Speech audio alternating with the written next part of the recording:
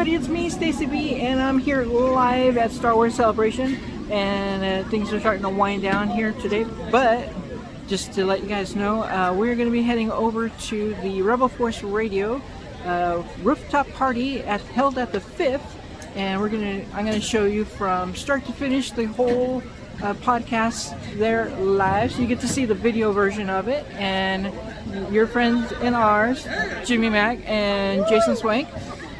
Didn't see Pete, no Pete up there on the rooftop, but we did see a lot of people such as Dan Madsen, Steve Sansweet, we had Kyle Newman there, we had Cris Macht from The Force Among Us, and a bunch of other celebs were there, and we got to get pictures with them and talk with them and stuff like that. So that was a lot of fun, and you're gonna all see that right now.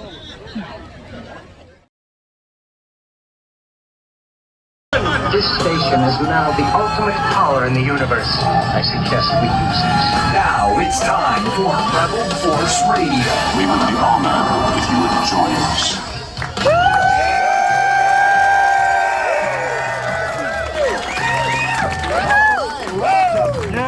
Rebel Force Radio Live, the Rooftop Bash, and our official kickoff to Celebration Anaheim 2022.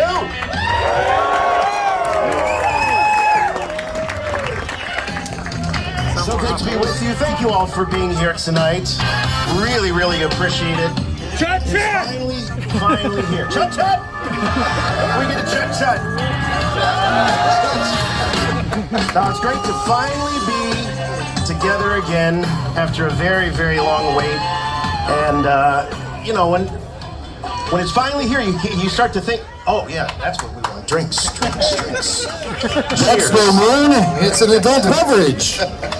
Cheers. I was about to get sentimental for a moment. Now, I just wanted to say that, after this long wait, it's, you think back about what we've all been through the last 3 years as individuals and families and as the Star Wars community, but it's amazing to be back, and I think more powerful than we could ever imagine.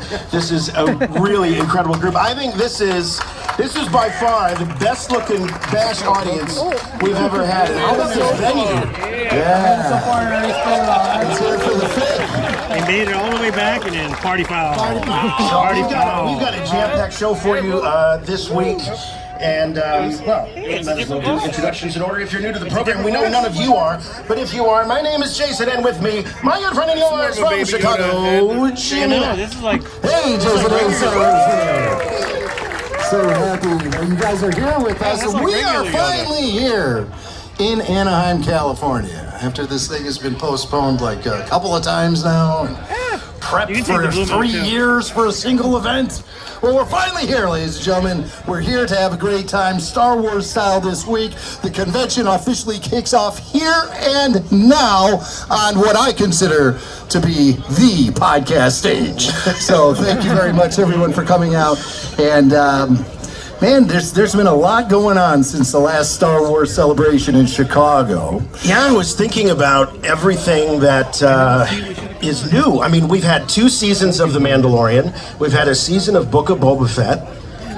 Yeah, Boba Fett fan over there. I know why. I think I know why. And in Bad Batch, we had a season of Bad Batch in there, and soon to be 2 seasons. What have I missed? The final season of the Clone Wars. And the final season of the Clone Wars. That's right. Season 7.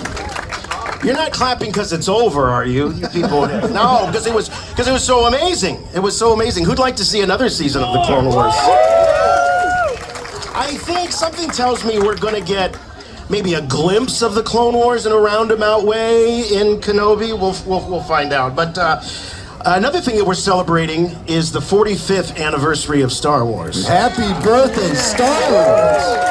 It was 45 years ago today when fans first saw that Star Destroyer fly across the screen to open up the film and blow minds. 44 years. I didn't see the movie until like August that year. I was kind of late to the party. Yeah. But it was great, and I still feel the same way I did in '77 sometimes when it comes to Star Wars. Brings out the kid in me. It's a fountain of youth. Star Wars is I was a fountain negative 3 months old. Negative 3 months. So you were the kid who was crying in the back of the theater during the whole screening. Well, I mean, it is, as we mark these Star Wars anniversaries and birth dates, it's tough for me because I'm going to be 45. Star Wars is 45. I'm going to be 45. He's a 77 child. I am a child of 77. Negative 3 months. But I love that because, whenever I write down that year, date of birth, 1977, I'm like, yeah, how fitting.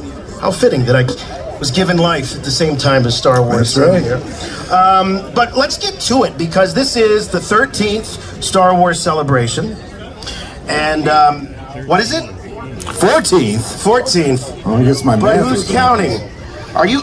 Well, let's bring him up. We've got our first guest here. And since he's heckling us from the crowd, we might as well bring him in. Ladies and gentlemen, this is a man who has been with us for many, many RFR bashes.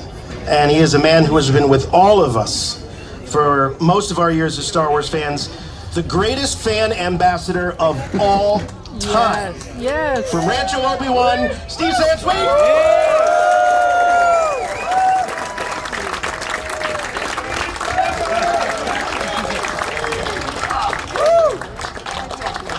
Ladies and gentlemen, please give a warm welcome to Steve Sansweet. Let's see, the great Tom Kane, ladies and gentlemen, with that introduction. The crowd goes Tom's wild. voice. Yeah, it is, isn't it? Oh my God, Tom Kane, what a great guy. And his voice will be heard forever. Thanks to all the great work he did with Star Wars. And of course, you've done so much great work with Star Wars. A lot of us probably wouldn't be here today if it wasn't for you. You were there at the very beginning of Star Wars Celebration. You nurtured it. With this guy sitting down here. Yeah, we'll be getting to him. Yeah. Don't you worry about that. But we have some grizzled veterans here from behind the scenes at Star Wars Celebration. So, as the greatest fan ambassador to all Star Wars fans, what's your favorite memory from all of these years of Star Wars Celebration? There has to be that one magical moment when you ran out on stage dressed head to toe in Ewok fur, Yeah. only to sustain Thank you, hideous Jimmy. injury No, and bloodshed. no, the injury was when I was dressed as a stormtrooper Oh, and fell off the acrobatic mat that was 1 inch above the stage level. Oh. And then felt this coldness on my knee. Oh no. Didn't know what was happening until about an hour later when I finished the show and looked, and I had really busted a blood vessel. Dude. So things were a little serious, but Stormtroopers don't bleed.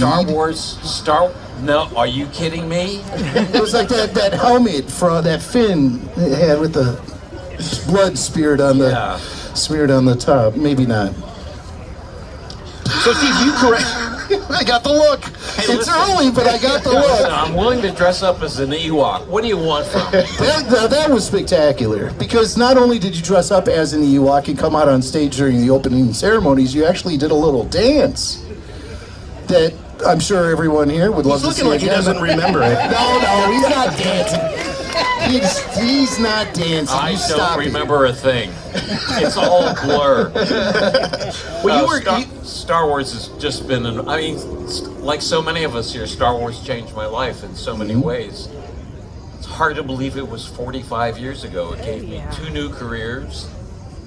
Unbelievable. It opened the door to hundreds of friends, new friends, thousands of fans all around the world. It's been just tremendous. We have George Lucas to thank for it. Yeah, we do. Absolutely, yeah. What are your memories from that summer of 45 years ago? Were you someone who went to the theater repeatedly to see it over and over and over again? Well, I first saw it 10 days before it opened on the back lot of 20th Century Fox at the Darrell F. Zanuck Theater. There was a screening for financial journalists, and so the theater was full. The good buzz had already started. Fox stock was starting to make some moves, and that Saturday morning, a theater full of embittered newspaper reporters and TV journalists were there, and everybody looked up to see where the hell the Star Destroyer was coming from. Yeah. As we all had that wonderful experience the first time we saw it. And it's just been crazy. At the end of the movie, I asked for my pass back, and that was one of my first Star Wars. So you knew right away that you were a super fan. You said from that was moment. You said that it was one of your first. One of my first. What was your very first? Do you remember? Yes, I do. Fox and Lucasfilm sent out a brochure, a really nice, maybe 24-page full-color brochure to try to get movie theater operators and owners to book Star Wars. Sent it out early in '77, and they also sent it to journalists. So it came to my office at the Wall Street Journal, where I was a reporter, and went to the guy who covered the movie business. And he looked through it, and I was sort of salivating and looking over his shoulder. And then he tossed it in his wastebasket. Well, I waited till he left for the day, tiptoed over to the wastebasket, looked around, nobody looking. That was my first dumpster diving for Star Wars. But not the last. Yeah. And now there's an entire facility in Petaluma, California, dedicated to all of your dumpster dives. All of my dumpster dives and all of my income for 45 years. At least you have a monument, sort of, to all of the money that you made over the years, right? Well, no, he's talking about the money he spent over the years. I know, that's what I'm talking about. Oh. A lot of people, it comes and goes. He's actually has tangible proof of the money he spent. Your money doesn't go up in smoke. It goes into Star Wars collectibles to entertain and delight future generations of fans. Is that why I do it? Absolutely. Yeah. No. Well, we're lucky that's one of the reasons why you do one it. of the reasons. Well, we've got 9,000 square feet at Rancho Obi-Wan. We've got another 7,000 square feet in an off-site warehouse, which is getting very full. And we're working on our strategic plans for the next 5 years. Excellent. Who here has been to Rancho Obi-Wan? Let's hear it. Who wants to go to Rancho Obi-Wan? Everyone wants to go. Y'all come. Everyone. Go to ranchoobi-wan.org, become a member, and make that trip to Petaluma, California, and visit the world's greatest Star Wars collection under one roof at Steve Sansweet's. We just had a couple from Cincinnati who flew out, and it was their anniversary, and the gift from the wife to the husband was the trip to Rancho Obi-Wan. And by the way, we're going to spend a couple of days in San Francisco too. Oh my gosh! Wow, that's fantastic. But the main reason was to come and visit Rancho, and that just gave me such a great thrill. Yeah. And it's been super. Now, was the wife into the tour? Was she into it? Oh yeah. Oh great! Well, I love you often find out when there's one person in a couple who is really the strongest fan, and the other one goes to sort of humor them. Yeah. That they both really get something out of it. And I can't tell you how many non-collectors we've had who are with their spouse who collects saying, at least he's not this crazy.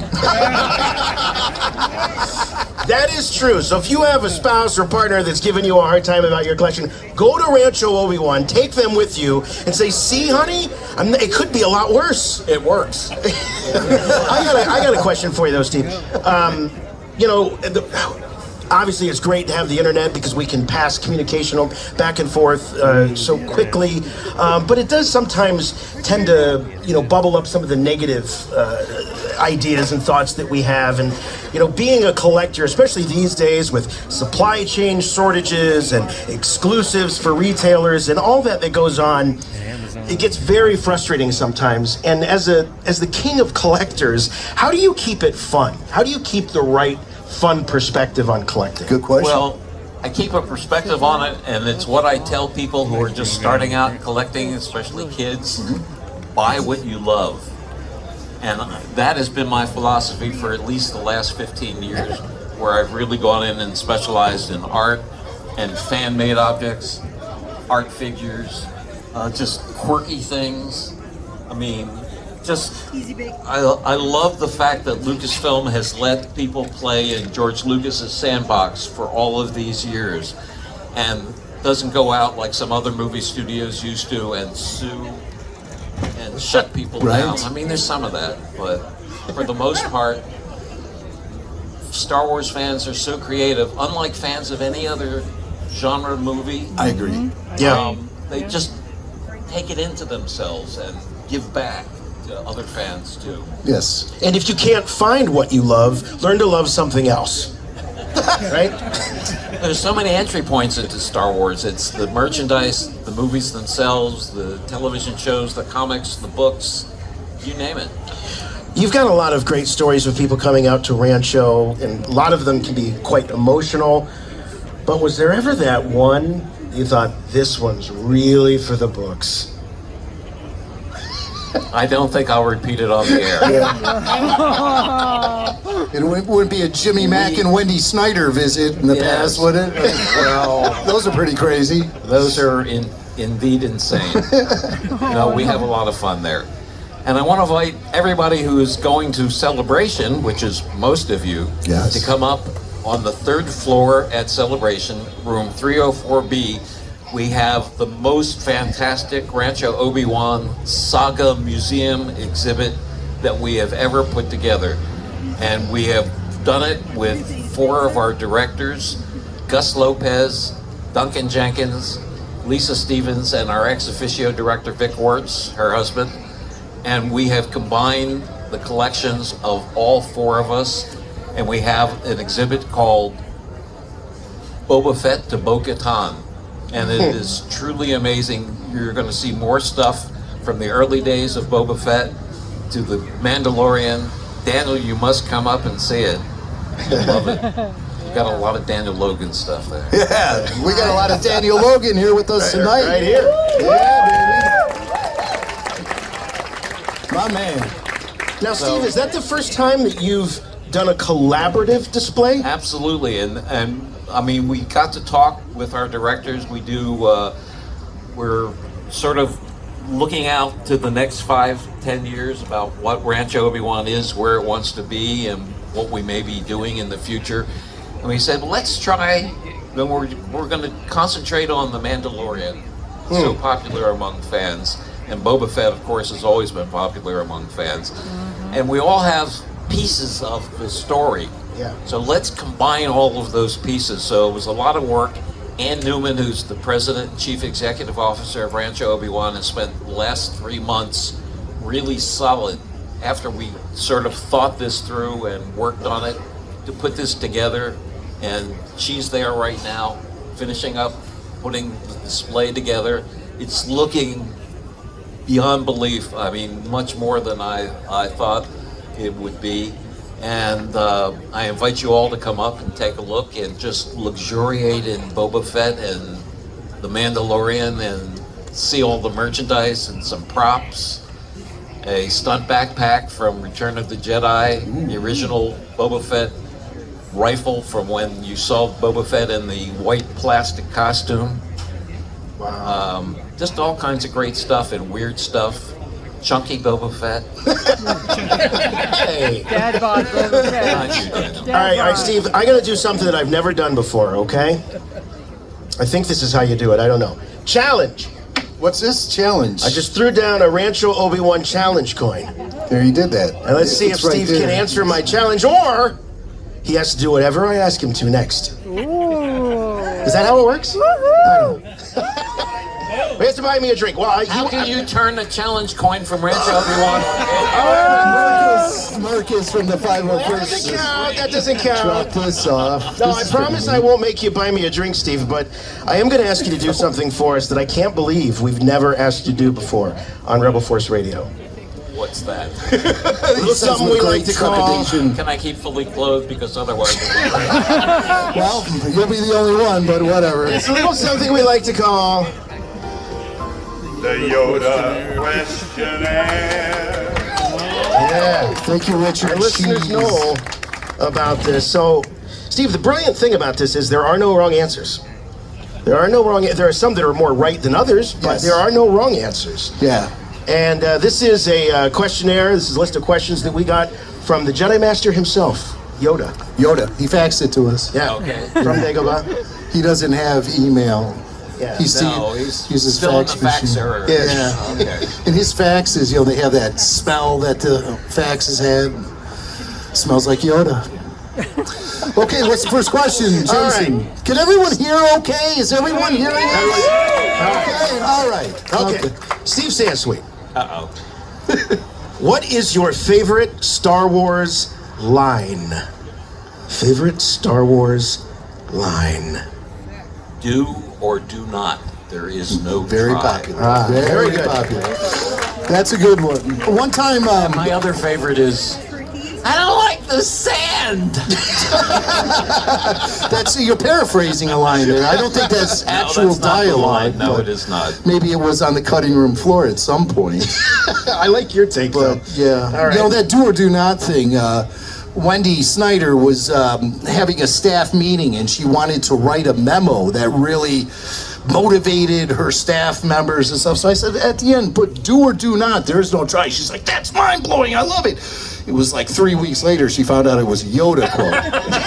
She thought you came up with that? She thought I came up with it. Because I let her think that. And then she's like, that's Yoda! And I said, yeah, but it's still a great line, right? She's like, yeah, it worked. Yeah. Yeah, the staff was performing up to 30% better than they were, which means they were Are you performing taking at credit 30%. for that, too? No. Okay, all right. No. Okay, Steve Sansweet. What is your least favorite Star Wars line? Is there that one line of dialogue that just every time you hear it, you say, Kind of cringy.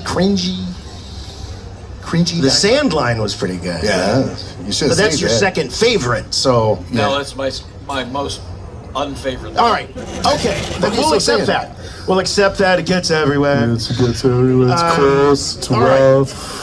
Gets everywhere. Steve Sansweet, what Star Wars moment always makes you smile? No matter how many times you see it, it always puts a smile on your face. Always puts a smile on my face. Yeah. He's thinking about it. When we enter Watto's junk shop, because it reminds me of my early collection. I love it. And what Star Wars moment makes you sad? You were my brother. Ooh. I loved you. The heartbreak of the friendship disintegrating there on the lava Melting. of Mustafar melting. No, that was like the one moment in all of the first 6 movies that really did bring a tear to my eye. I mean, Ewan did such a good job in that. It was Revenge of the Sith. Yeah. All right. It was designed to give us that moment, And even to a guy like you, who knew a lot of what was going on behind the scenes, it still was able to elicit that reaction from you. I had to give out all the photos in advance of, months in advance of the movie opening. But yeah, it worked on the screen. All right, here's one we don't get to very often. This is one of my favorite questions that Yoda sent us. If you had to live in the Star Wars universe, what job would you most like to have?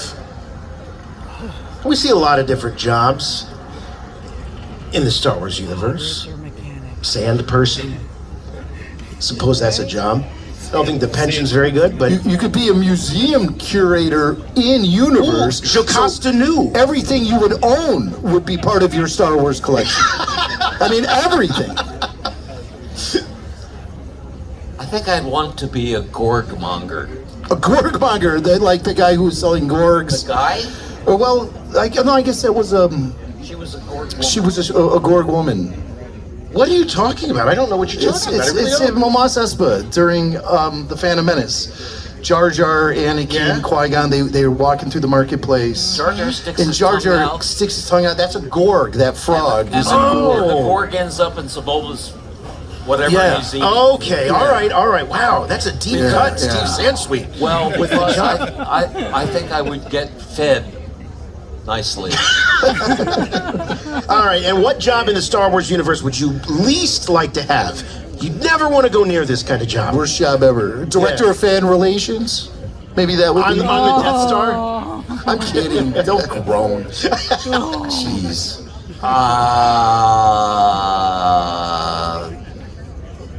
Junkman. What was that? Junkman. Junkman. On the Death Star. Oh, on the Death Star. Right. So you would be responsible for The Dianoga. Feeding the Dianoga. That would be your job. All right. That would be a crappy job. That would be bad. That would be What, terrible. How many questions are There's just one last one.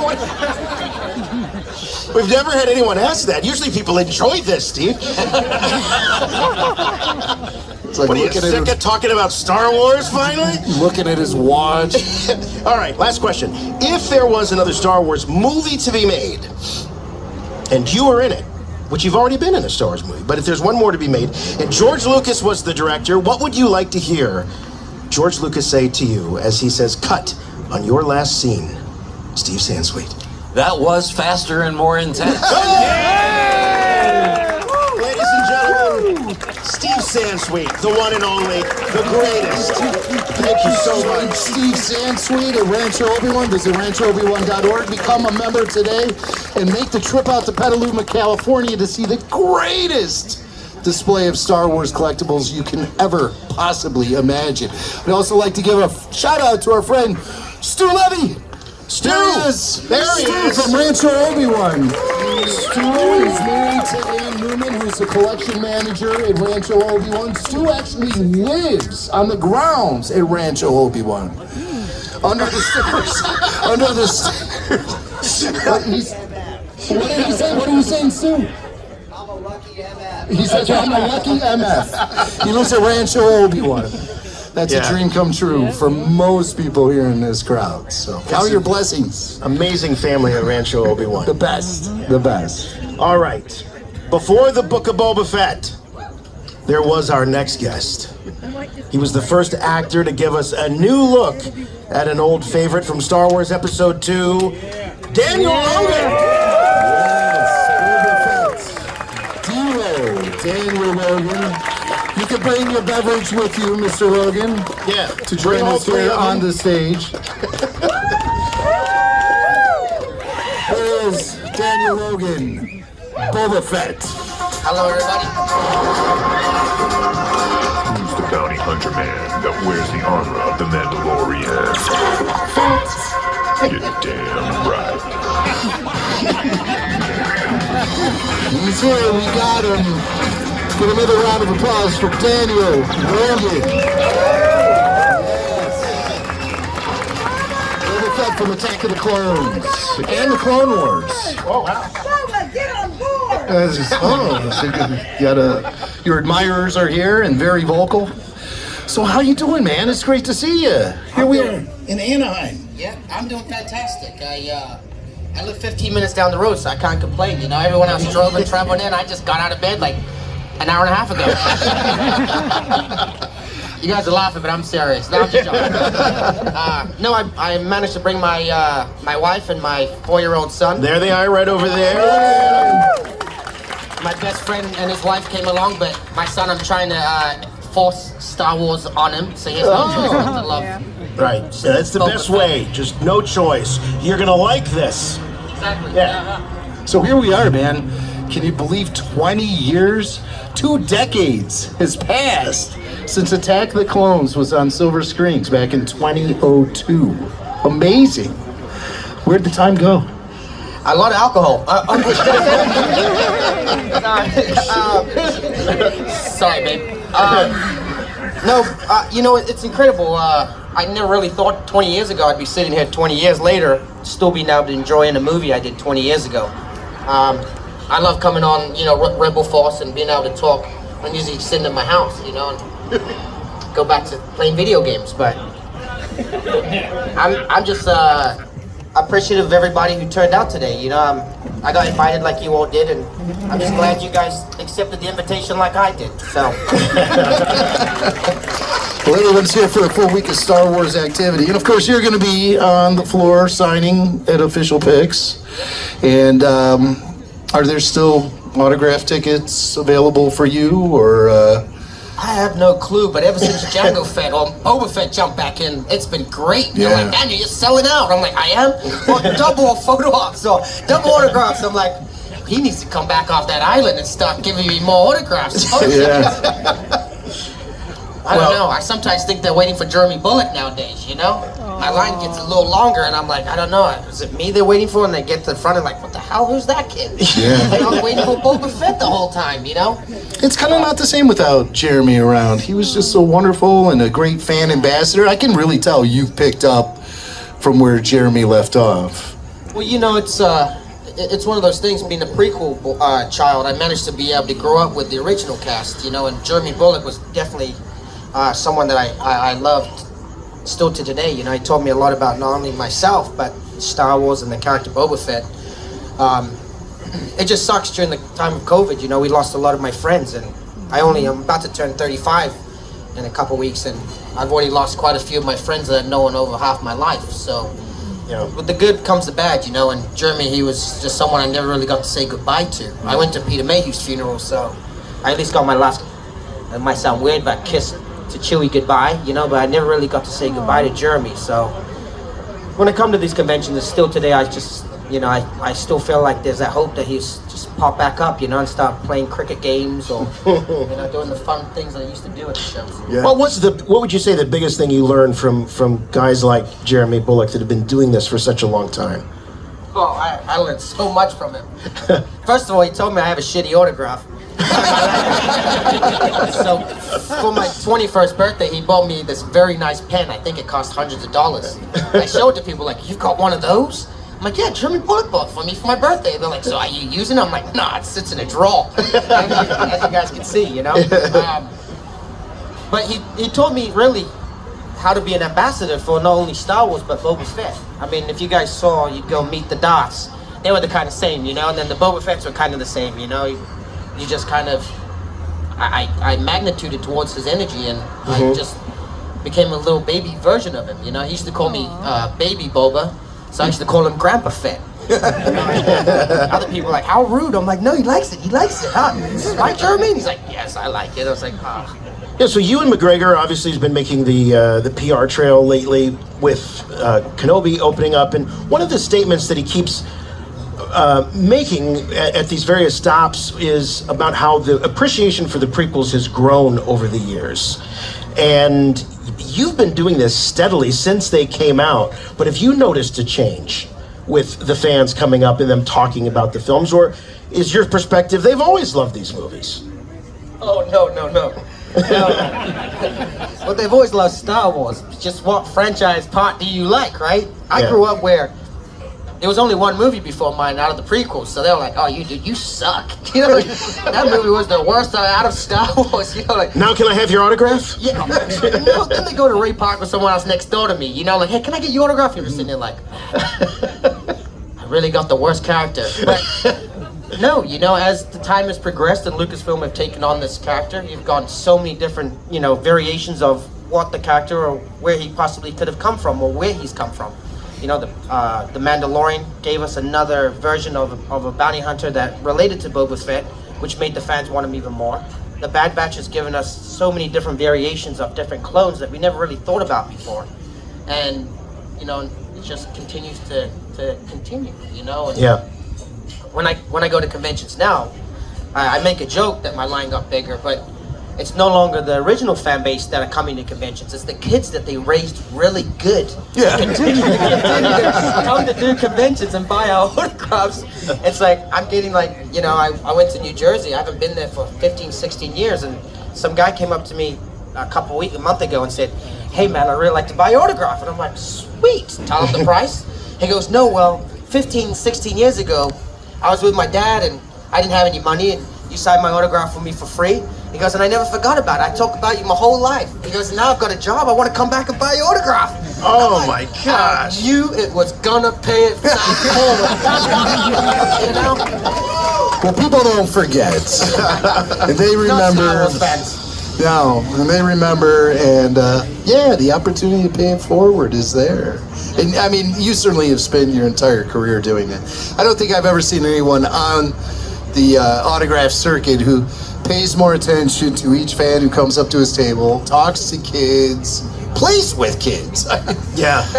And it's I've been watching you do that since you were 14, and You've done it with amazing consistency and integrity, and I think that really, people really appreciate that, right? Am I right? Yeah. That's why they love you. I used to have a lot of energy, but my little son now is taking it all from me, you know? So I was like, no, I'm always gonna have energy. Yeah. Yeah. He's proud of that. Yeah. Hey, Daddy's tired. You're gonna show Daddy how it's done. That's right. Is it cool? So cute. Is it cool having Boba Fett as your dad? Is it cool? Yeah. That's a big smile. The smile says it all. That says it all. Yeah. One day we'll teach him the yip line, right? Oh. Dad, Tonwee's here. You do that line. You should have seen the face.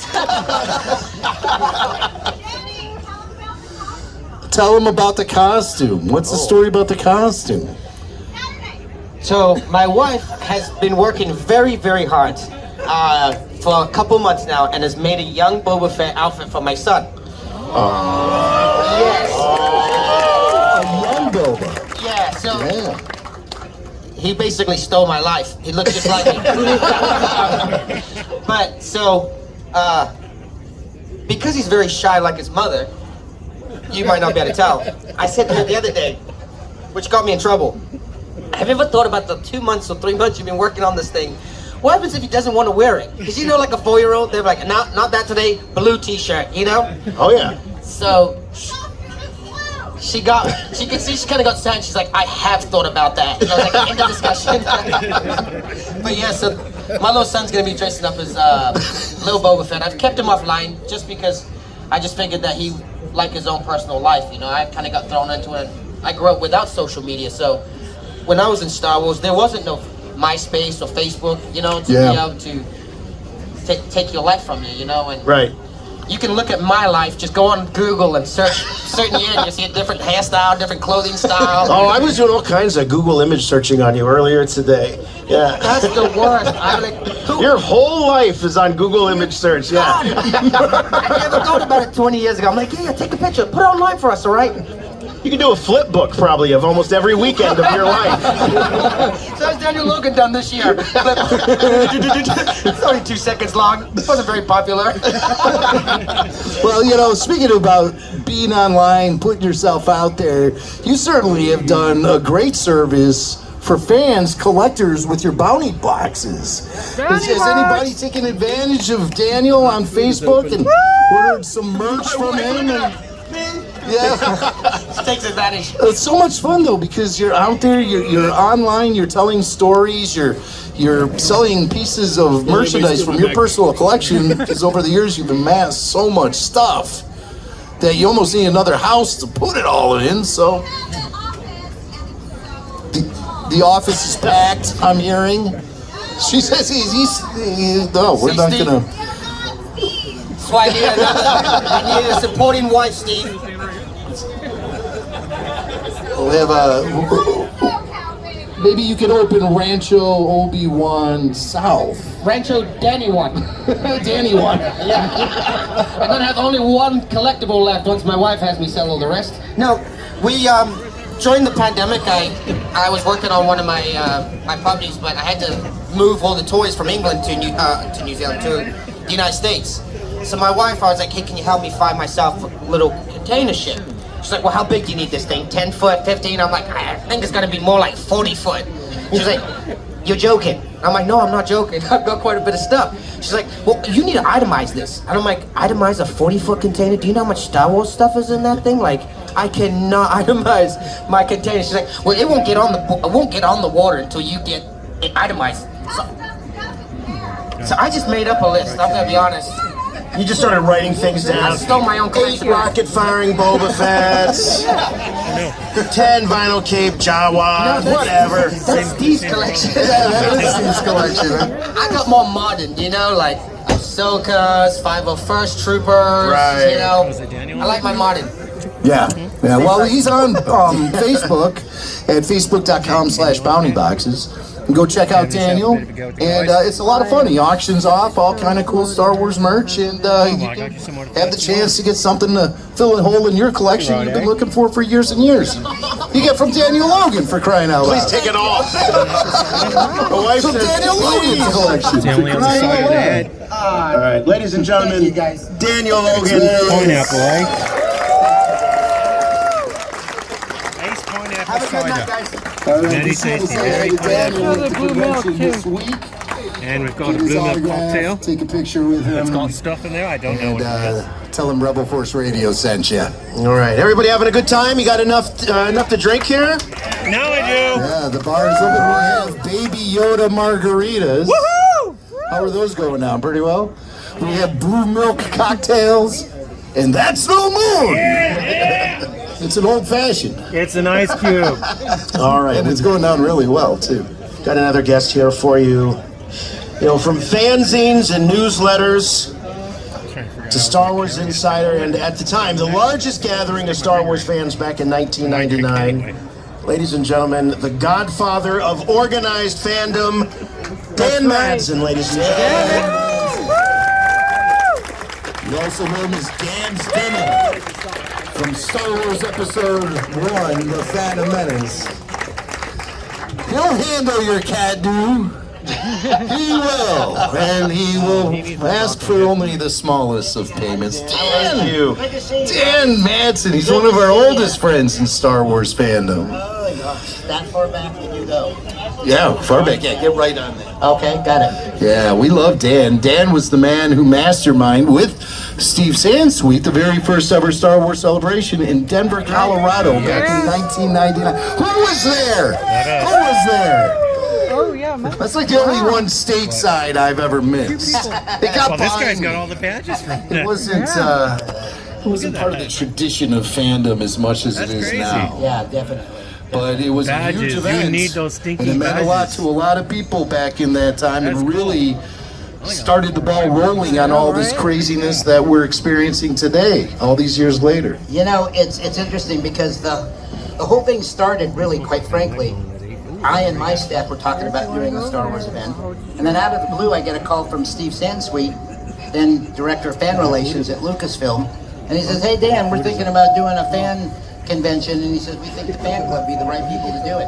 And I said, "You know, Steve, we're thinking about it too," so we kind of pulled our teams together and came out to Skywalker Ranch and figured out what it was that we wanted to do, and yeah, and it just went on from there.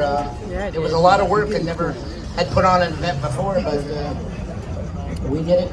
Oh, it's a Now good thing I'm happy not we driving. did it. Now, what worked in that original convention that you still see in place today? You know, well, to be honest, I mean, all the licensees were there showing off their product. That was really cool. That still happens today.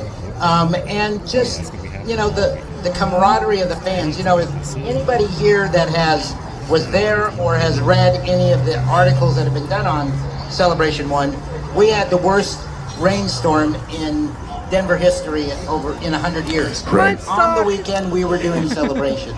And so, but you know, the amazing thing about it, guys, is that even though there was all these horrible conditions outside, all the fans seemed to, what they wanted to do is just come and be one with each other and enjoy the Star Wars celebration. It had been so much, you know, anticipation for Episode 1, and this was the place to come and kind of relive not only the past Star Wars, but see what's coming up down the line. Now, the harsh weather conditions really brought fans together, almost like a Woodstock sort of vibe. That, in fact, that's what.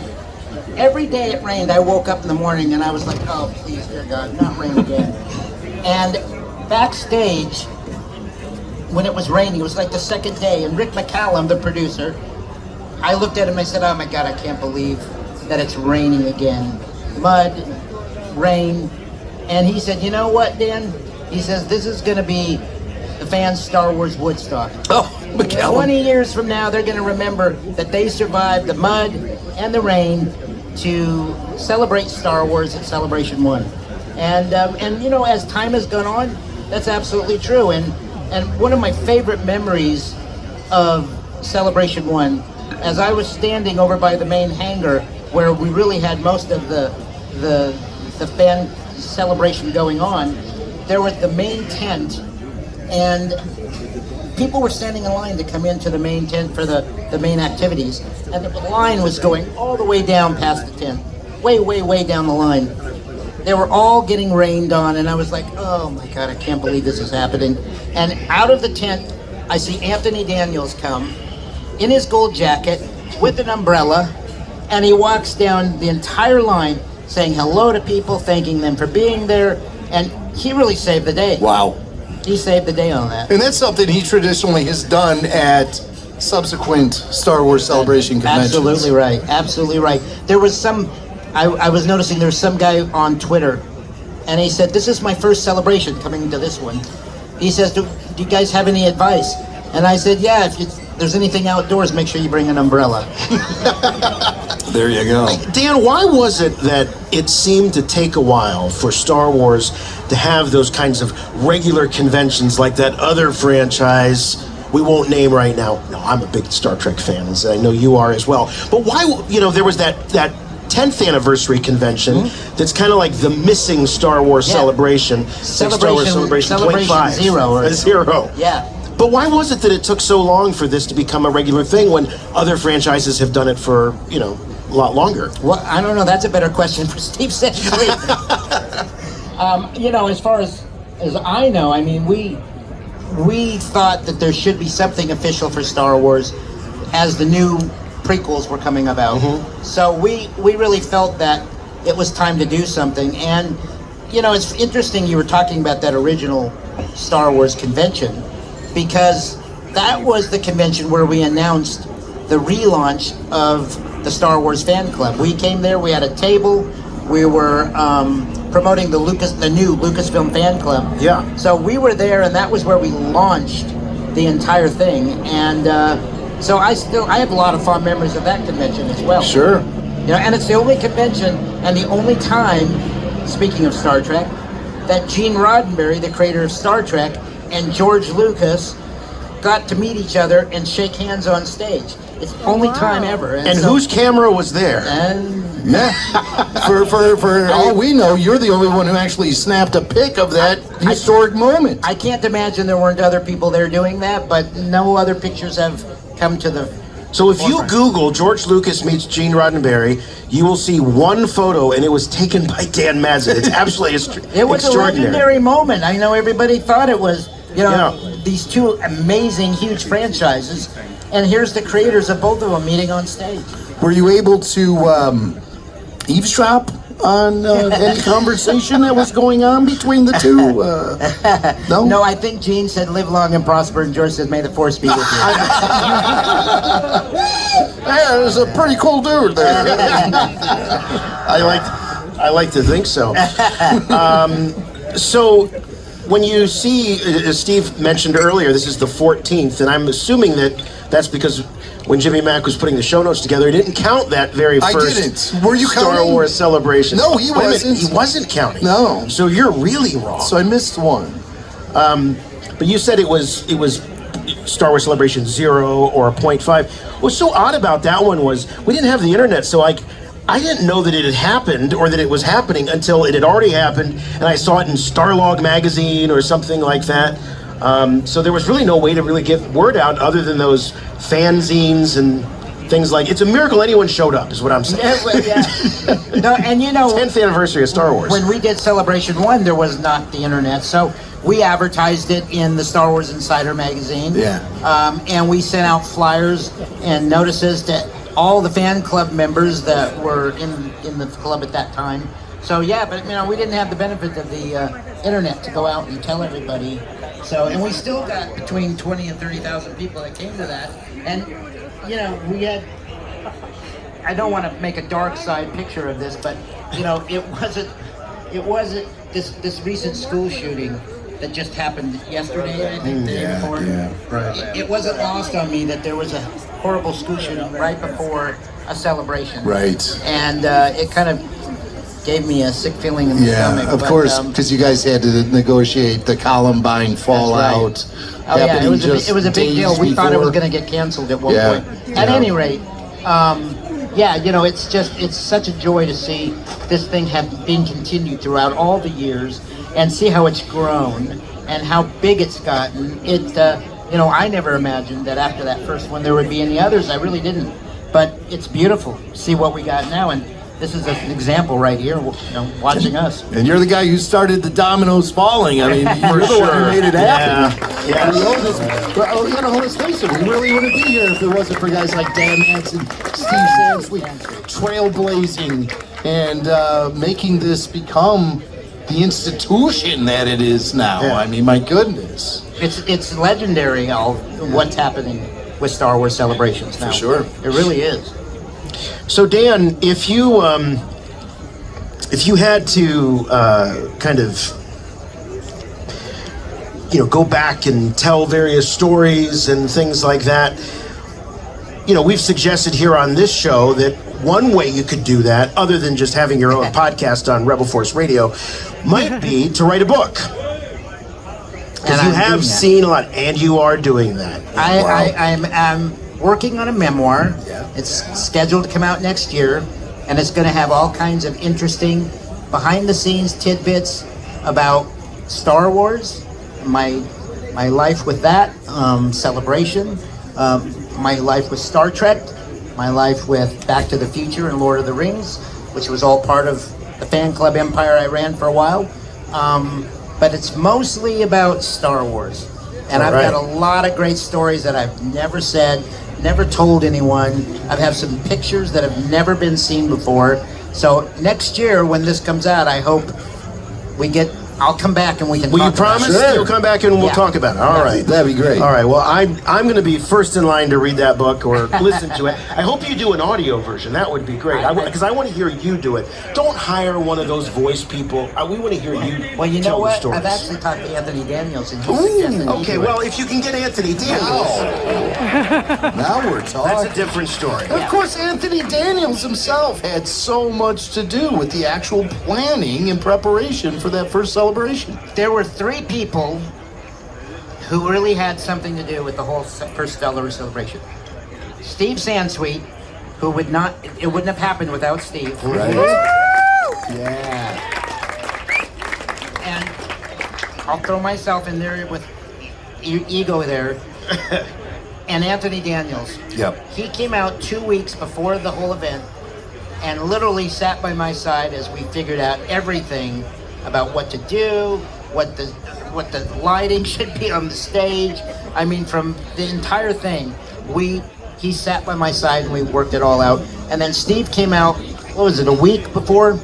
Steve came out a week before, worked with Anthony to help develop the whole script, so to speak, of what would be on stage, what would be asked, how we do this, who's going to be on stage here. And I literally could not have done it without these 2 guys, and I'm grateful ever since that they were a part of that. Yeah, thank you very much, all of you. So, Dan, we're anxiously awaiting the book. You said maybe next year? Oh, it's definitely next year. Definitely next year. Next summer. Oh, so you're done with it?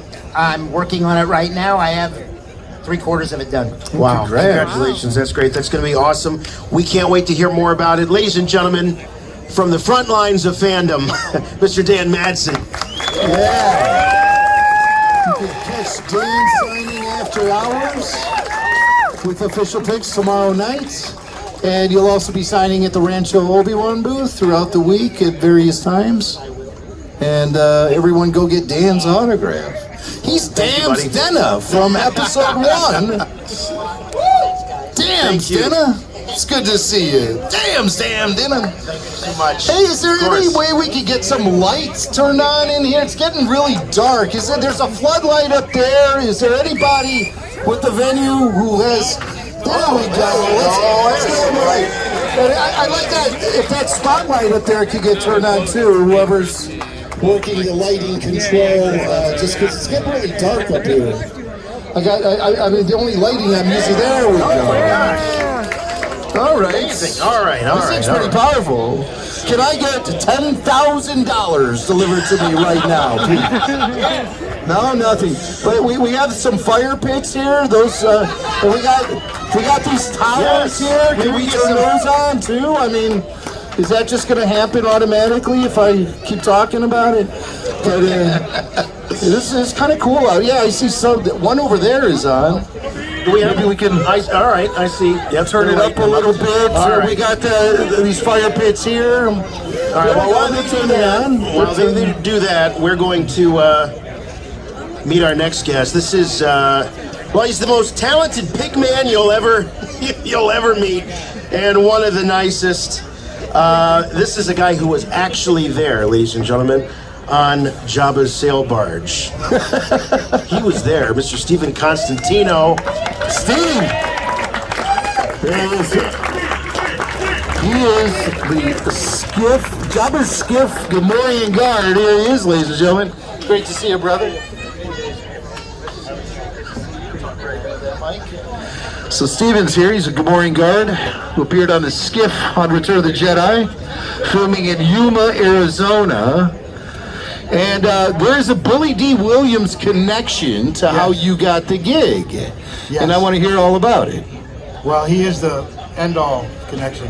Well, the end-all, of course. I had a band with Corey D. Williams, Billy's son. Yep. In '82, and we used to rehearse at Billy's house. And he was very supportive of the music, and he came in one day, I think it was April of '82, and he said, "Hey, Corey, would you like to stand in for me? Because they look so alike, you know?" And so Corey was a little adamant because Corey's a musician like myself. And yeah. We were kind of on a creative high, and Billy kind of looked at me and they said, "Well, why don't you come along, bring your guitar? There'd be a lot of downtime, and you could play on the set." So I went out there and I couldn't believe the magnitude of it. And I got to play music at night while Princess Leia danced, and it was pretty amazing, but I wasn't hired for, a part or anything. So you're just hanging and playing music, just hanging out. We got there on the Sunday and everyone was off, so Peter, me, you, and a hot tub. All right. I mean, because you mentioned I'm a rookie here. Locked up for works in that hot tub. Jumping around. Mark Hamill in a Speedo, ladies and gentlemen. And here he is now, in his Speedo. Mark Hamill. No, he said it was a little too chilly out. So what kind of party was this? What is going on? This was the first Sunday. Everyone was off at the hotel. Okay. Before we even started. Wow. So let me get this right. You're in a band with Billy D. Williams' son. Yes. Corey D. Williams. And there's an opportunity for you guys to hang out on the set of Return of the Jedi. Well, Corey was a guest of Billy's. And Corey, well, of course. Corey would stand in for him, for the lighting. And so Corey was sitting in. So how do we get to the point where you and Corey both get suited up as sail barge aliens and you appear in action in Return of the Jedi? I'm out there like 3 days, 45 minutes into the desert. Yeah. And the wide angle shots, but nature was a force, and the sand would blow off the barge, and it would just be harrowing every day, and a lot of downtime for actors, just waiting to get everything right. Yeah. And in my head, I'm saying, God, I'd like to help because I'm here so many hours, but I was I didn't know how to ask because I felt so grateful to be there. Yeah. And so, by chance, Howard Gazanjian, the producer, asked Billy D to dinner. And we were invited to go along. Oh. So that was my chance. And I said to Howard, I'm so grateful to be here. Can I please work tomorrow? Or work during the week? Put me to work for free. I'm there. Work for free? 12 hours a day, yeah. Yeah, let's go. With all your men that you need, the burgers, put me to work. Right. Put that pig head on my head. Had no Stick an idea. apple in my mouth. Did you know what you were signing up for? So I think the next day we go in, Corey is Klaatu. Yeah. And then they make me the Gamorrean guard. Yeah. They put the outfit on. It's 120 degrees dry heat. Yeah. Right. Like that makes a Blow difference. dryer in my mouth. They cool me off a little bit. And I couldn't see much. My peripherals were up, but I was told to follow the footsteps on the barge. And then Luke Skywalker fights. I don't go into the pit, but I get chopped in half. Right, yeah. It's such a quick, You kind of spin. You do like a spin, right? It's such a quick scene you can't even see, before VCR I couldn't even see it. Right. But I tell you what, I mean, you got killed by Luke Skywalker. Yes. Right? I mean, there's worse fates. Yes. That's pretty cool. And I didn't think much of it, but then Ralph Nelson Jr., the still photographer, took a picture of slide of Corey and I with the mask off. Yeah. And so did Billy D. Yeah. And I was put away in the archives. And 30 years have gone by with not much, you know, I didn't mention Star Wars much. My friends were really mad later on when they found out because I'm a musician. I'm a musician by trade. And I guess about 10 years ago, the picture comes out on Facebook, or one of the somewhere. Yeah, somewhere, with the mask off, and the guys in England write to me and say, "Do you ever sign autographs?" I said, "For what?" I said, "I thought the stunt guys did all the work and what have you." And then they said, "Well, you got killed by Luke, and we know you're the guy behind the mask." Yeah. And so they sent me a bunch of stuff to be autographed with a check, and I said, "Oh, this is good for my music career." At this point, you know? And you know what? I gotta say, I saw Steven perform in Nashville at ICC Con, and he was with the Con Men, and I just enjoyed that performance, my friend. I really had a good time at that, and you guys can play. Really had a good time at that. He's a good guitar player. And I don't know if he did a Grateful Dead song. Well, I appreciated that too very much, and I've been in touch with Lee about all kind of stuff since then. Oh, that's great. It's fun to see how we could get brought together through things like Star Wars, and we could get brought together through our love of different music and different bands and stuff. And when it's Star Wars and music together, then usually I'm in the front row. Absolutely. So I enjoyed that very much. Thank you. Speaking of music, Corey is a musician, obviously. You guys perform together. Yes. He did the soundtrack for a film called Agent 00 Soul. Do you recall that movie at all? Because Billy D starred in it. Yeah, I recall when they did that. And have you ever seen it? No, I haven't seen the whole thing. I told Billy D. Williams the very first time I met him, I asked him about Agent 00 Soul, and he said, I only took that because my son was doing the music for it. And I said, well, I saw it and I thought it was pretty good. He goes, you saw that? And Even Billy D hasn't seen it. I said, as a matter of fact, I have the VHS here. Will you sign it? Billy D is holding it and goes, there's a VHS of it? Are you kidding? I'd like to see that myself. I think you can watch it on YouTube. I think someone posted it on YouTube. You can watch it for free. Agent 00 Soul, starring Billy D. Williams as a James Bond-esque knockoff character, and Billy D raps. He does hip hop. Isn't it animation? No, it's live action. Oh, I remember the trailer. I don't watch this. I saw the trailer. Yes, they're rapping. It's amazing. Well, Billy D's a singer, you know. We know about Billy D as a singer. Yeah, Touch Frank Sinatra though. Yeah, that's it. But boy, oh boy, was he surprised when I pulled that VHS tape out. That's unreal. There's a VHS of it. He was like, where'd you get this? I don't think anyone knew it was released. Yeah, right. I'm pretty sure he thought that thing was still in the can and never saw the light of day. And I said, oh no. He's never been up at 3 in the morning just flipping on cable, apparently. Yeah, well, we didn't have Netflix and Amazon and all that. Oh no, I am going to start a whole revolution here of Agent 00 Soul fans. We'll have our own convention. You'll see. You guys can play it. Oh, beautiful.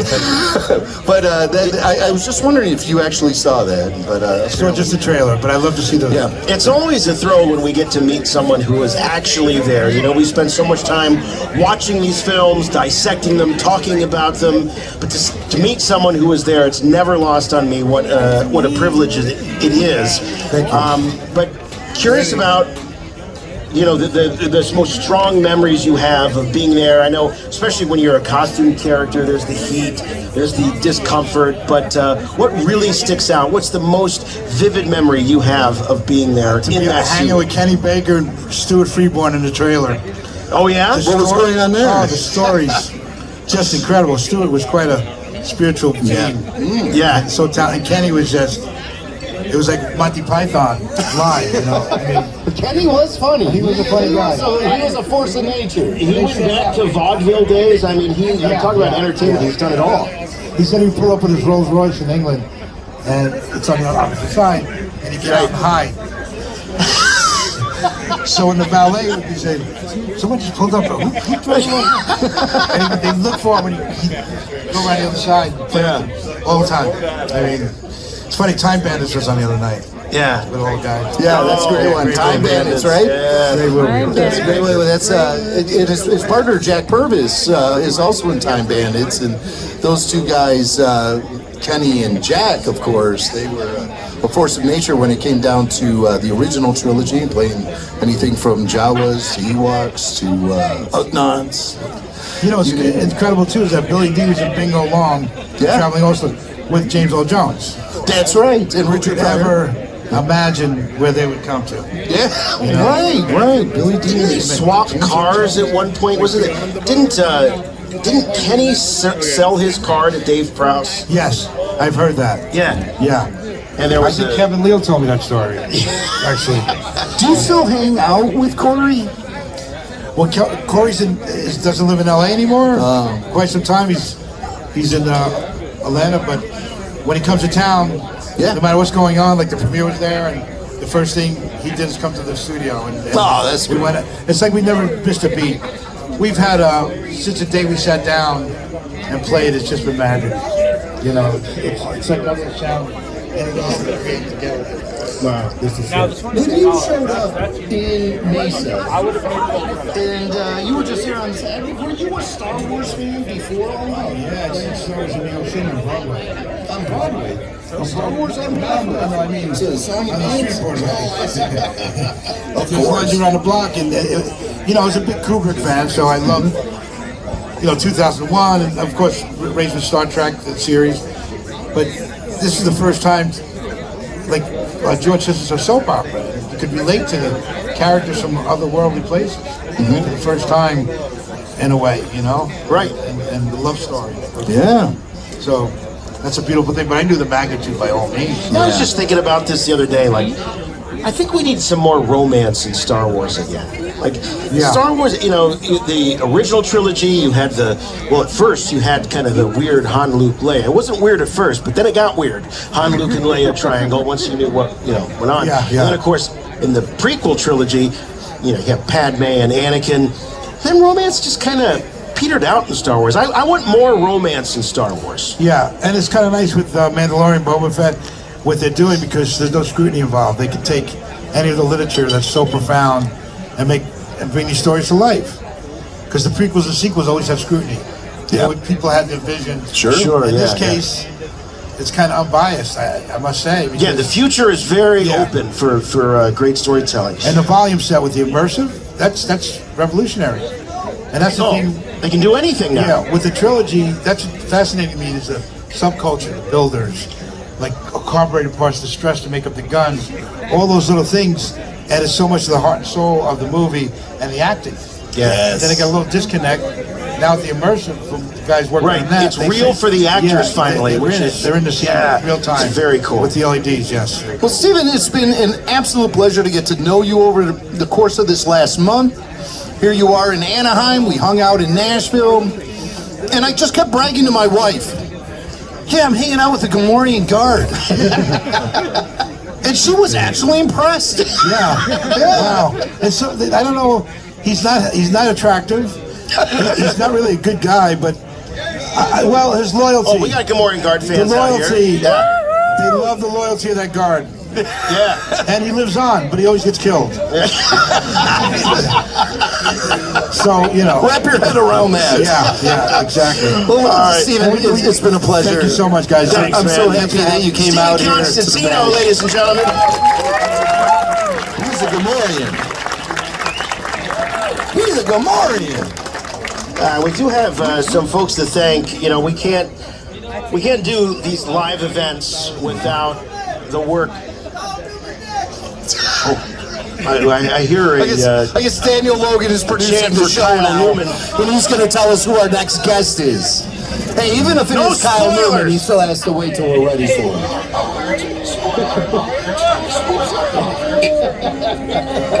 We do want to thank the amazing crew here at the Fifth. We've got some folks to thank. Madison, Michaela, she's the best. All of the bartenders. I hope you're being very kind to your bartenders. Jake, the crew who helped set up this beautiful floor plan here tonight. What a great venue this is here at the Fifth. I mean, my goodness. I'm so happy we were able to pack you with some of the world's greatest Finally got Star Wars something. It ran out on us. It's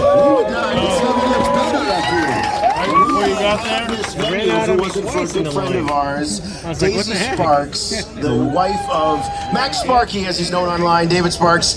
Daisy Sparks found this venue for us. So Daisy, wherever you are, oh, there she is back there. Thank you very much, Daisy. We love you, Daisy. Yes, we do. Also, our graphic designer, Cris. We want to thank him for our bash artwork. So Does everyone have? wearing it on your lanyards now. You guys have the badges? You guys all have the badges? We don't need no stinking. All right. Those things were created by Cris. He is our great graphic design artist here on Rebel Force Radio, and the guy who always creates all that wacky artwork you see each week when we release shows. You have like Han Solo wearing a Rebel Force Radio shirt and stuff. That's all out of the crazy mind of Cris, and we love him for his creativity and his craziness. Well, we really want to thank all of you, our Rebel Force Radio listeners, and especially our Patreon supporters. Yes. Patreon, I think you guys account for about half of this audience here tonight, so thank you very much for being there for Our us. Patreon supporters keep this show alive, and they've created the best community around this show. Well, we have a little something to do with it, but it's really you guys who make it. The whole reason I started podcasting about Star Wars is because I wanted to have friends who talk the talk and who walk the walk, and everyone on this rooftop fills that qualification 1,000%. I'm so happy for all of you. I just wanted to know people who love Star Wars. That's the only reason I did this. Yeah. Love you. Love you. Love you all. All right. You know, when we first met our next guest, he was promoting a little movie that he made called Fanboys. And he has been a good friend ever since. He's a member of our A-team, and he is a true dean of what makes Star Wars so magical. Our good friend. We love him so much. Can't wait to see him. Kyle Newman, ladies and gentlemen. Here he comes, Kyle Newman. He is here. What's up, brother? But this view is better. Yes. Wow. Star Wars celebration with you guys. No, amazing. Nothing melted in the parking lot? Oh, that's an old story. You know, one of the very first times we ever came to one of these conventions, it was in Orlando, and we met up with Kyle as soon as we landed, and we threw all of our gear into the back of his car so we could go to Disney World. Yeah, and by gear, you mean me. You threw me in the back. This is back in the days of the cardboard box. And we put all of our equipment in the back of Kyle's car and enjoyed the park and came out to a bunch of melted equipment. Thank you, Orlando Heat. And that really wreaked havoc for the rest of in August in Orlando. But the thing that we remember the most is the biggest tragedy of that trip was when Jason had to sit on your lap when we drove back from Disney because we had too many people in the car. And the humidity and heat, when these two guys, with shorts on. We were too, both I wearing wanna say. shorts. There was a very loud, audible, There's a lot sound of like skin-to-skin contact. it almost sounded like we're moving wallpaper. It was outrageous. Very sticky. Moist, like Dagobah. moist. So I go, he's the smallest. He can sit on his lap. Very moist.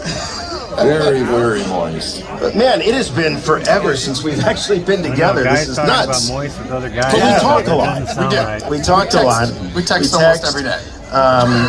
But Every day forever, it seems like. But I gotta ask, as we're now in the 14th Star Wars celebration, I mean, what jumps out in your mind as you look back on all of these different gatherings of Star Wars fans? It's for me, it's always the community and the friendship. I almost don't care about the panels anymore. I just want to come down, bump into people I know, bump into people I haven't seen in years, bond over stuff we love, deride the things we don't love. Star Wars fans critical? It's 3 words. But it's the community, and it's you guys. I've galvanized it, and I've been listening to your show since 2005. Yeah. Yeah, It was the peak days. Yeah, Yeah, long and it time. was, I think I did a 3 or 4 parter. You did. When I first met you guys. We were lucky to have any guests, and we got you, and that was like, oh, we got to stretch this. So I think I was awesome. I think we stretched you over 3 or 4 episodes. But for decades, I felt like I was on an island myself as a Star Wars fan. I couldn't relate to other people. They didn't have the same level of passion. They didn't want to talk about it as much as I did. And then I met you guys, and I realized there are these people out there that will spend 2 hours or more. They want to hear about what's new in Star Wars. People are like, what could be new on a podcast? You're like, there's so much to talk about every week. And you guys do it. And seeing everybody in person is the best. And I can't wait for my kids to be here Friday and Saturday. I can't wait to pass the baton. Oh yeah, it's important. Just like Daniel Logan has done. You will love Star Wars.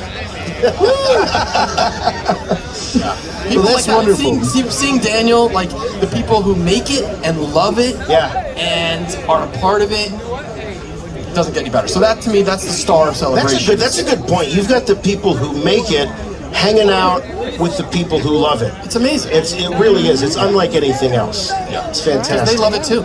Right. Some of my fondest memories. There you go. Some of my favorite memories of these conventions is the Smuggler series we produce, where we remember Smuggler's Bounty, Smuggler's Gambit, and Smuggler's Revenge. And these were brainchilds of Kyle Newman and F.J. DeSanto. And these guys can write a Star Wars story like nobody's business. Well, thank you. And you inspired me to do it. You were doing you guys were doing some stuff on your show with David Collins. I think you did a 5-minute promo. Yep. Yeah. And I think we're like, why don't we do more of this? We have these stories. So I was actually inspired by what you were doing with your audio work and my fascination with audio dramas, and said, let's go. Let's go. That's right. You have always been a huge fan of the NPR Star Wars audio dramas by the late great Brian Daley. There's a man who could write the character of Han Solo like nobody's business. Directed by Richard Madden. Yeah, Richard Madden. They're all done at KUSC, I think was the radio station. And we were so inspired by that. We wanted to do it ourselves, write and create our own Star Wars audio drama, and use the voices of the Clone Wars to do it. Absolutely. And of course, Daniel Logan, also from the films, was there to lend his hand. Yes, he was. You remember that, Daniel? Those smugglers, all the intense rehearsals and everything.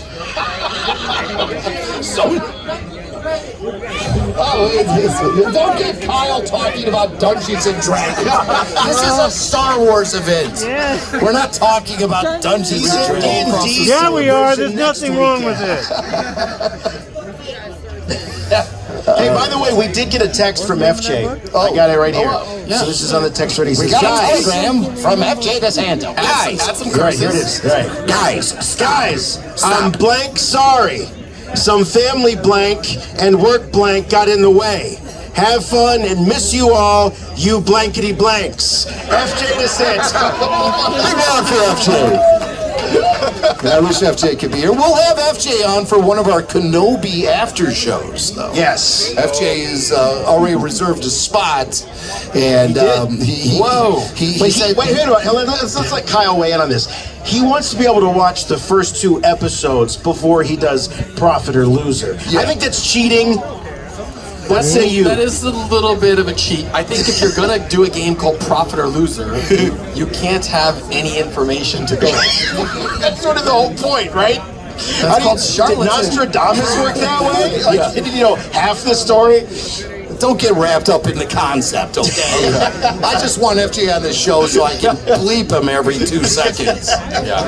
By the way, ladies and gentlemen, I've given up on bleeping FJ DeSanto. You're going to hear everything he has to say. We'll put a warning up. And unfettered. Yeah, we'll let the kids put on their Princess Leia earmuffs. There's not enough tone to cover up his profanity in an audio format. But I ran out of profane tone. with FJ. It's more just like, it's just how he talks. It's like punctuation. New York punctuation.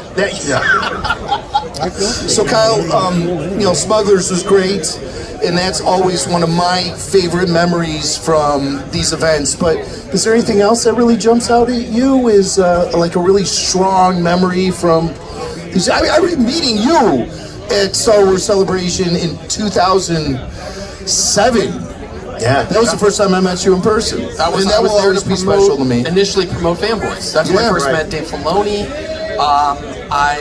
First celebration was 2002. My friend Steve Suhaki from high school's here. We've been to all of them together. Are you here with your high school buddy? Yeah. That's awesome. There he is. Hey, That's Steve. Where's Steve? Yeah. Hey, Steve. Yes. We know Steve. We know all these guys.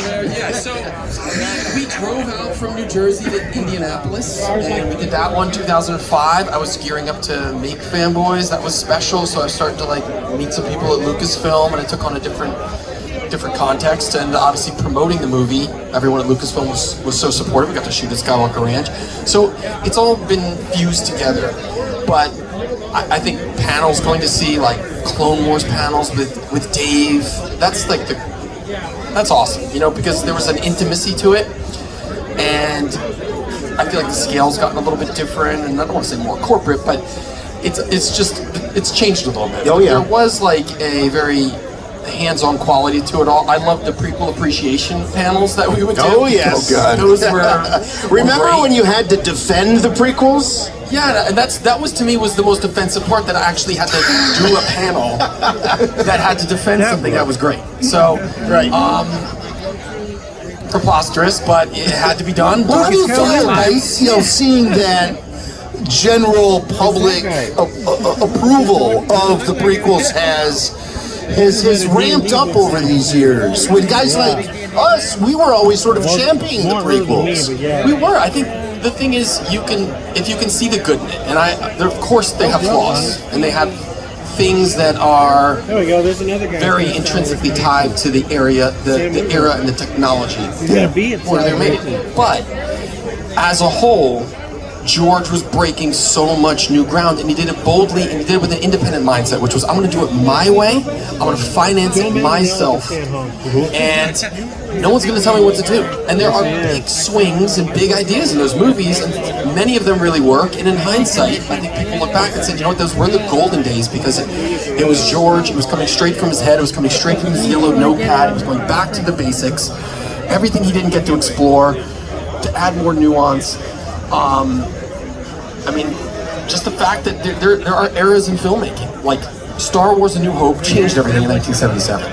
And no matter how you feel about it, 1999, with digital filmmaking and the onset of digital distribution, George changed things again. And it's crazy that a person changes an industry once, but he changed it twice. Yeah. And the goal is that Disney will harness what they have in the spirit of George and innovation and change things again. Right. So it's not just like another. Star Wars should be the pinnacle of theatrical entertainment. Yeah, and I think they're doing a pretty good job on television. So. Yeah. Wow. Yeah. Wow. It is funny because you look back at the prequel trilogy, and yes, of course, it had its critics, but it had a boldness that you just don't see anymore. George took a lot of risks. Some really paid off, some maybe not so much, but the risks were taken, and at least he made an effort, where now everything seems to be very safe, very focus grouped, and qualified before it goes out. That wasn't the case with George, or the prequels probably wouldn't have looked like the way they did. Yeah, absolutely. He didn't need a focus group. He didn't have to beta test it. I think at that point, he was the maker, and it could come from his head. And if he's writing a $120 million check, right, he's sure as hell not going to answer to anybody else. And right now there's a committee feel to it, but that doesn't mean it can't be great.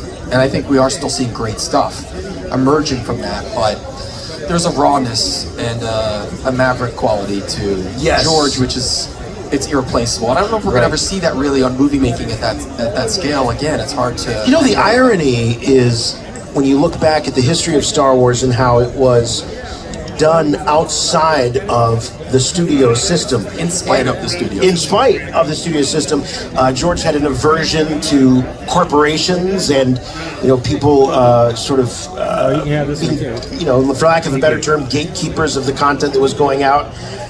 And now it's really on the other side of that, where we're living in a world where our media is very much gatekept by corporations. Yet I will say with Star Wars and the Filoni-Favreau combo, I feel like they're still pushing innovation through.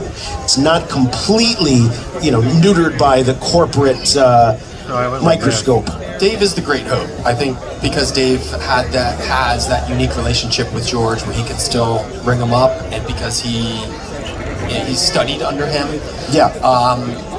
That stuff is it permeates what's still being created, the things that Dave touches. So that having a direct disciple of George is huge. If we didn't have that now, it would be a very scary time for Star Wars. I think that relationship alone gives fans solace and confidence and a foundation. We're like, okay, well, Dave's not going to put something out if it's absolute shill garbage. He's not. He's going to be like, hold on a second. I don't know. Let me call George. There's that barrier of quality, and I don't know if they even realize that that's what it is. But on a fan level, when I look at something, if Dave's name is on it, I'm like, okay, that's a certain level of quality automatically. I'm entirely convinced. Jimmy Mack has helped convince me that there's something going on the corporate level, and there's something going on the real level. On the corporate level, Kathleen Kennedy put Dave and Jon Favreau together, and wow, they were just working on these, two different projects. Look how smart I am. But in the reality, they were working together on this stuff, and they were talking. So, who cares who gets the credit as long as, Star Wars is great. As long as we're getting good Star Wars, keep doing what you're doing. Exactly. Yes, that's all speculation, but that's all we want. Of course, it's speculation. Now, Kyle, you have a movie coming out very soon. I do. So tell everyone about it and tell everyone where they can see it. So I have a new movie. It's called One Up. It is a esports comedy. It's really the first esports fiction out there. It's about girl gamers taking on a very patriarchal society, which is, gaming is almost intrinsically male. And it's an homage to all generations of gaming. So I made sure when I got involved, it goes back to the beginning. So there's something for every era of gaming. It's not just the modern.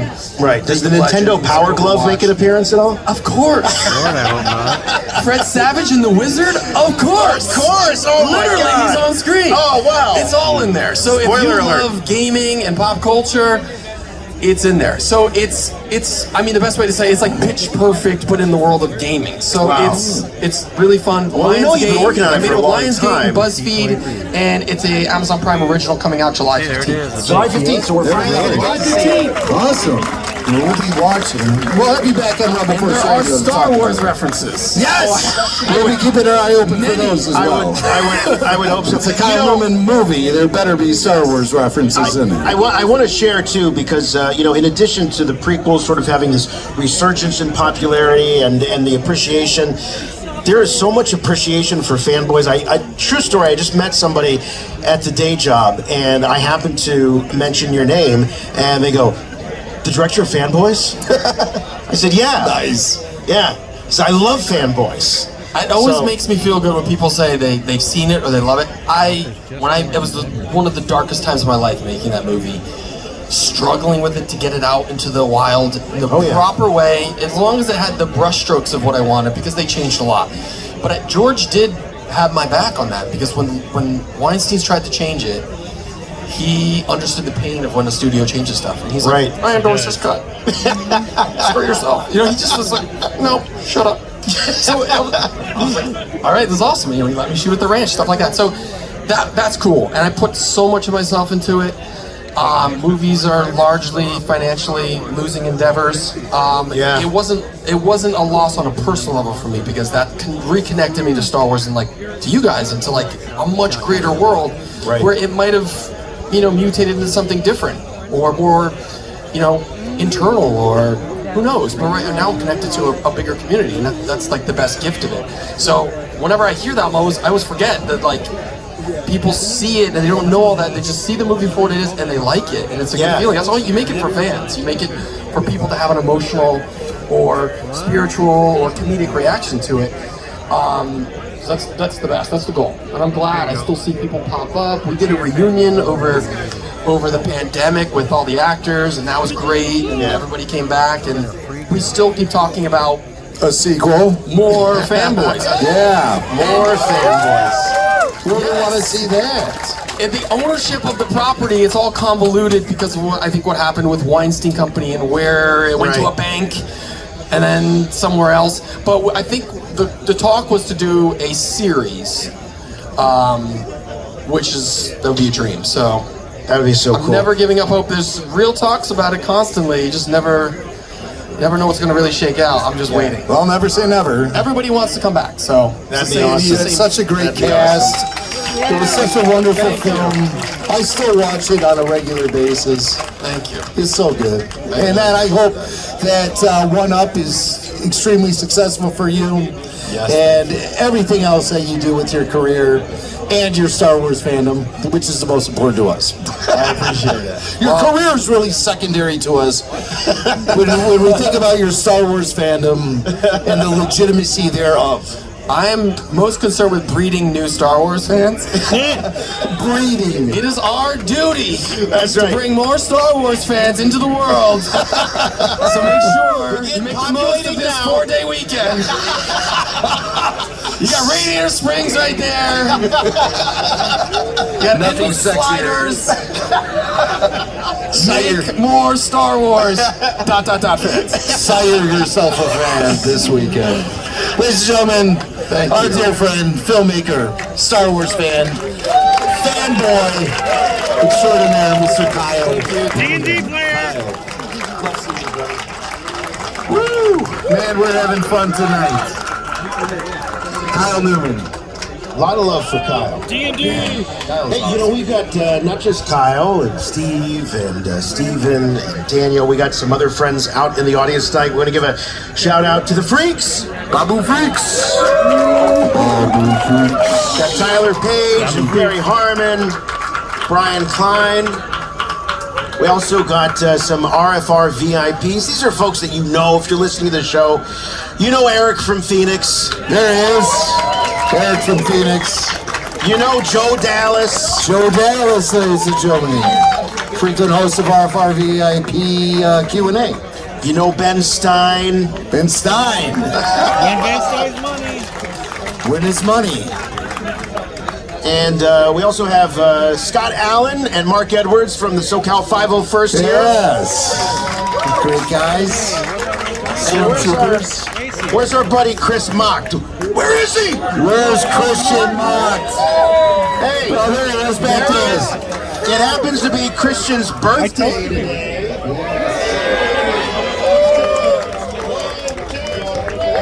Happy birthday to you. Happy birthday to you. Happy birthday, dear Chris. Happy birthday to you.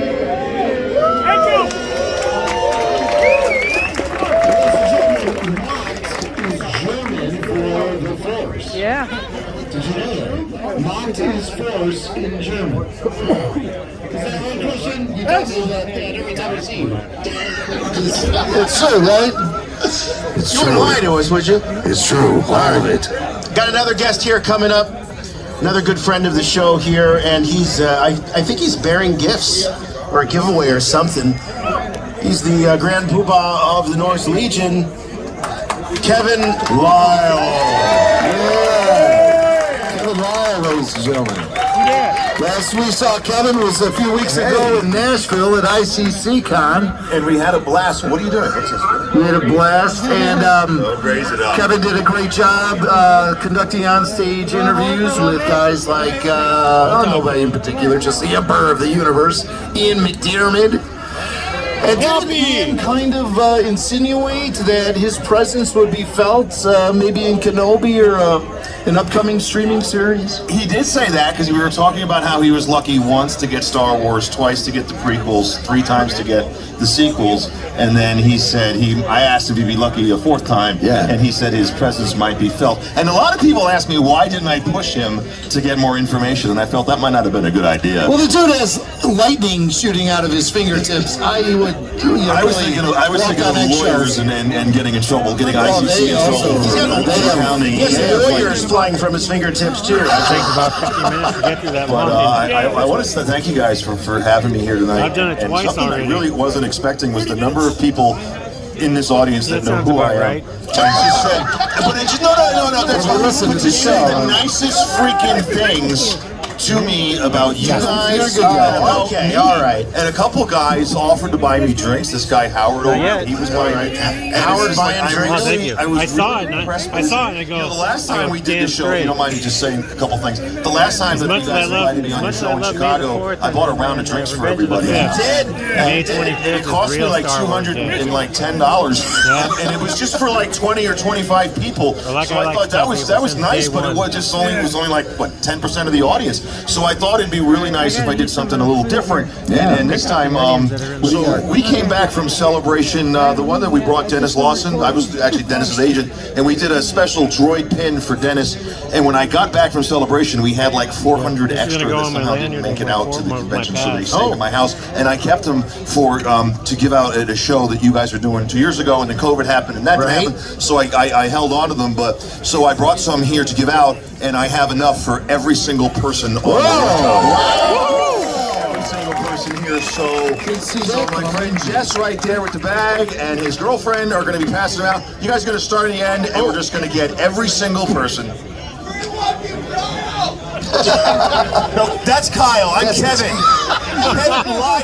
Kyle Newman. He wasn't talking to you. He was talking to Kyle. So when Kyle, love you, Kyle Lyle. When Kyle got here, when Kyle got here, he sat down and he said hello to me, called me by name, and I thought he knew who I was, and he just read my name tag.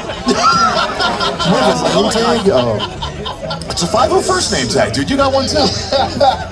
Well, this is really neat and very generous of you. It's a beautiful pin. The card has Dennis Lawson, Wedge. R2A3, which is Wedge's droid. Oh, this is neat. What a cool collectible. Yeah, I got one for both of you. Thank you guys. I hope you have one for Mr. Sansweet there. You might need a couple of them. 5 or 6, of course. Yeah, well, thank you so much, Kevin. And of course, NorthLegionStore.com. And can I just say one final thing really quick about Celebration? Yes, tomorrow night at the Hilton, there's going to be a signing. And Mr. Steve Constantino, who was just here, forgot to mention that he was going to be up there signing for Glory Guard. The after show. The after show. After show will be there. Manson also. Anybody else? Steve? Steve's signing in his booth, I know. So go get your autographs. And thank you, Kevin. So what's going to happen?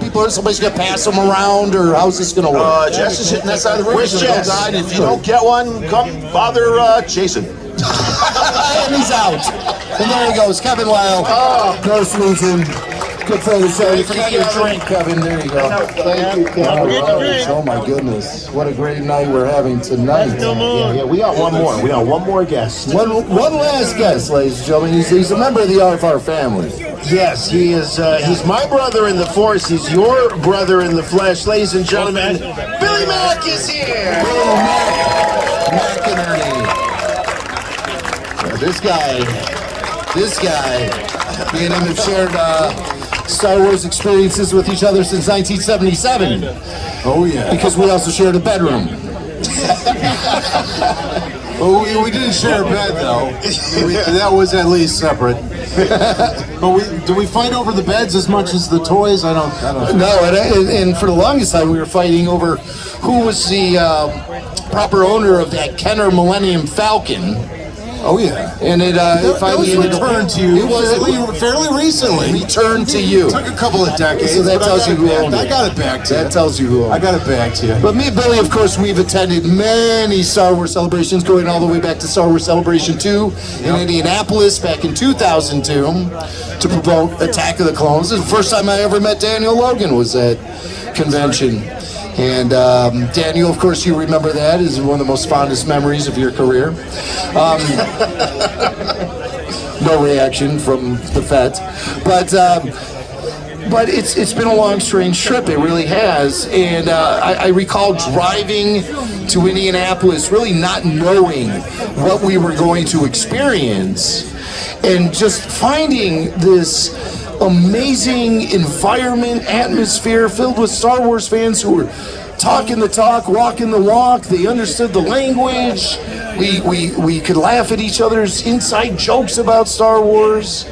I didn't even know how to pronounce a lot of the characters' names because I wasn't having conversations with anyone about it. I would just read stuff. I remember I said to someone at that convention, I brought up, who is the name of that bounty hunter in episode 2? She's a shapeshifter. Zam Wessel. I called her Zam Weasel to somebody. Weasel. She was like just so offended that I said Weasel. I'm like, well, that's not her name. I know better. No, listen to an audiobook. This is actually before the movie came out. In audiobooks, come on. This is 2002. Yeah, they're like really the only one from the library. She was not the only one. Did. Other people had audiobooks then. She was not the only one we offended that weekend. As a matter of fact, we had snuck into the autograph hall with our microphones. Much to Steve Sansweet's chagrin, we snuck into the autograph hall without permission from anybody and started talking to all the actors on mic while they were having their coffee and donuts. And we had conversations, great conversations with people. Warwick Davis loved us. So many people, Dave Prowse, Jeremy Bullock, Ray Park. And then it was time to go talk to Admiral Mahdi, Richard LaParmentier, the late great Richard LaParmentier from the original Star Wars: A New Hope. Everyone knows Admiral Mahdi, the guy Vader choked in the boardroom. Yeah, big round of applause. Great Adam's apple move coverage. Remember, he was so impressive. Yeah. I think that's how he got the gig. He had like this twitch on the side of his mouth where he I still don't know how he did it. I always thought it was the dark side of the Force at work, but it was actually rather decent acting. Yes. Well, me and Billy wanted to go talk to him to see if he could cut a station ID for the radio station I was working at, 105.9 WCKG in Chicago. And Richard didn't have his coffee yet that morning. And he was very clear with us about his opinion of us and what we were doing. And we asked him to do a station ID for WCKG, and he said something to me, and I turned around slowly while hitting record on my tape deck, and I said, "Can you repeat that, please?" And ladies and gentlemen, I'm going to play for you, for the very first time on the Rebel Force Radio airwaves, the unedited response from Admiral Mahdi, Richard LaParmentier. Some of you might want to put the earmuffs on for this. So here it is, Richard LaParmentier, Star Wars Celebration 2. Yeah, just a Oh, you're already playing. Go, start it again. I couldn't even. All right, here we go. Here it is. You ready for this? All right, here it is. Just for this punch. That's what I did too. Fail. Just an ID. You know what? It's a station ID. Yeah, just a station ID. 3 lines. Now, you know what? I cannot do that. Because my line, this is now the most powerful station, battle station, is being used as a slug line. Oh, yeah, you're right. Yes, and you know what? And guess who hasn't been paid? That's disrespectful. Exactly. So I can't do it. All right, let me decipher what my body had to say right there. When we asked him, he said, "Are you effing mad?" And I said, "Excuse me," while hitting record. And he said it again. And we said, "Well, it's just a station ID." He said, "I can't do that for you because my line, this is the most powerful station in the universe. I suggest we use it. Has been used by FM radio stations as a tagline for their promos and commercials ever since A New Hope came out in the theaters, and Richard LaParmentier wasn't paid for that." Yeah. And so our joke was always, "Where's my nickel?"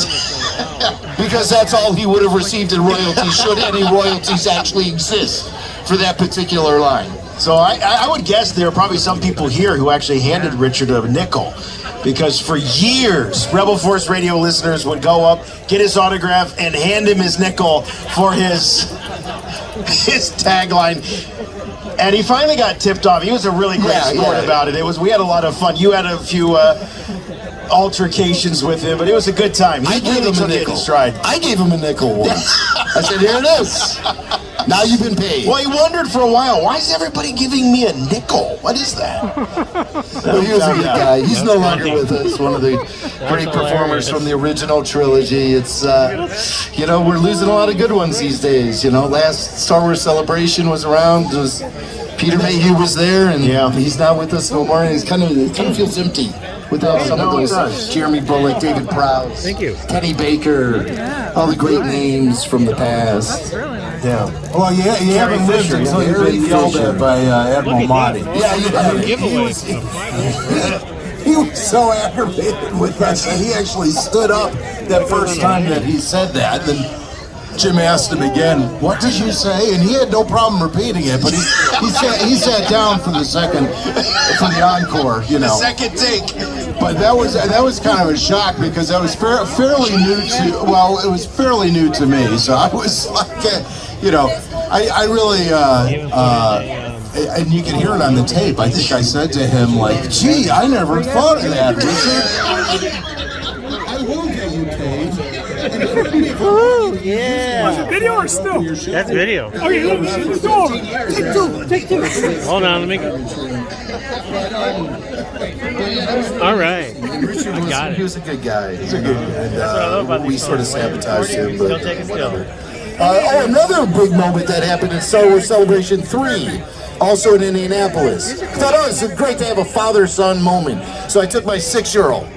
And this is how I see the story. This is how it went down. I was going to get an autograph from that Imperial officer who said, "You rebel scum." Oh, yeah, Barry Holland. Barry Holland. Yeah. Who was Lieutenant Renz. Yeah. You rebel scum. So I was waiting in line for his autograph, and Billy Mack rolled up on me going, "Oh, you're still in line?" I said, "So yeah, where's Michael? Where's the 6-year-old? Well, I thought he was with you." I mean, okay, great. My 6-year-old is now lost amongst the sea of Star Wars fans, 50,000 deep. How are we going to find him? And we started yelling at each other because that's the only thing we knew to do at the time. When all of a sudden we heard an announcement over the loudspeakers. So we're going to ask you guys to be quiet again because we got another audio highlight here. This is what we heard. Attention attendees, Jim or Bill McInerney, you have lost an item. You will find it at the information desk outside the exhibit hall. Thank you. All right, Jim or Bill McInerney, you've lost an item. And that item has red hair.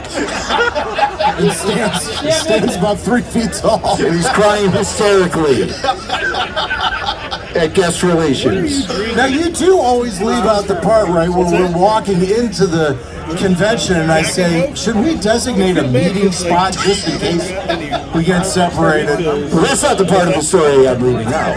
The part of the story I'm leaving out is I waited in line to get Barry Holland's autograph, even though we discovered Michael was missing. Well, at least you knew he was safe. Well, we'll look for him right after I get this autograph here. Hey, how you doing? Priorities at a convention sometimes are on very shaky ground. Very shaky ground. All right. Well, we've got Bill here, and I know. We're all wondering if he flew here by himself. Thank you very much. And the question is, I don't know, Bill. Did you fly here by yourself? Well, for the most part, yeah.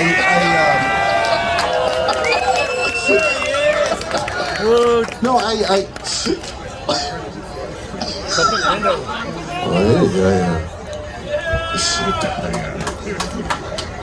How you doing, everybody?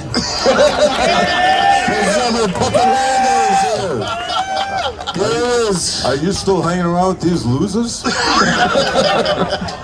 Somebody needs a Colt 45. Yeah, anyway. I'm Lando Calrissian. I'm the administrator of this facility. Great having you here, Puppet. Oh, it's great to be here. It's been a long time. Been a long time. Been a long time. I got plenty of stuff to share with you all tonight. Well, I thought it would be appropriate if Puppet Lando was here.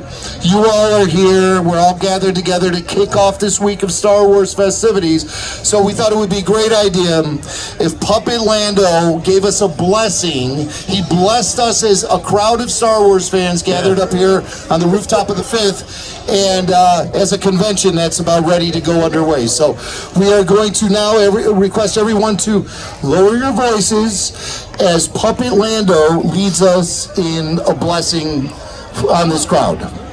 Take it away, Puppet. Well, thank you, Jimmy Mac. You're welcome, Puppet. If you are inclined, you may all bow your head.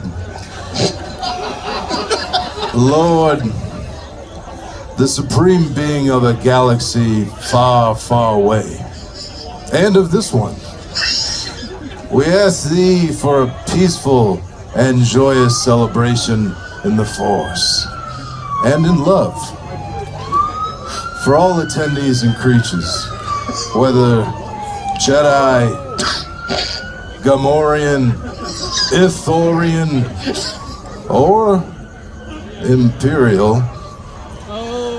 May you be our companion on this wonderful journey and return us safely to our homes, be it on land or in the clouds, with the bountiful, blue glowy spirit of the Star Wars universe. God bless George Lucas, and God bless the fans of Rebel Force Radio. May the Force be with you all. Thank you, Puppets. Thank you, Puppet. Round of applause for Puppet Lando and his beautiful blessing of this crowd. It's important that we do this right. Oh yeah.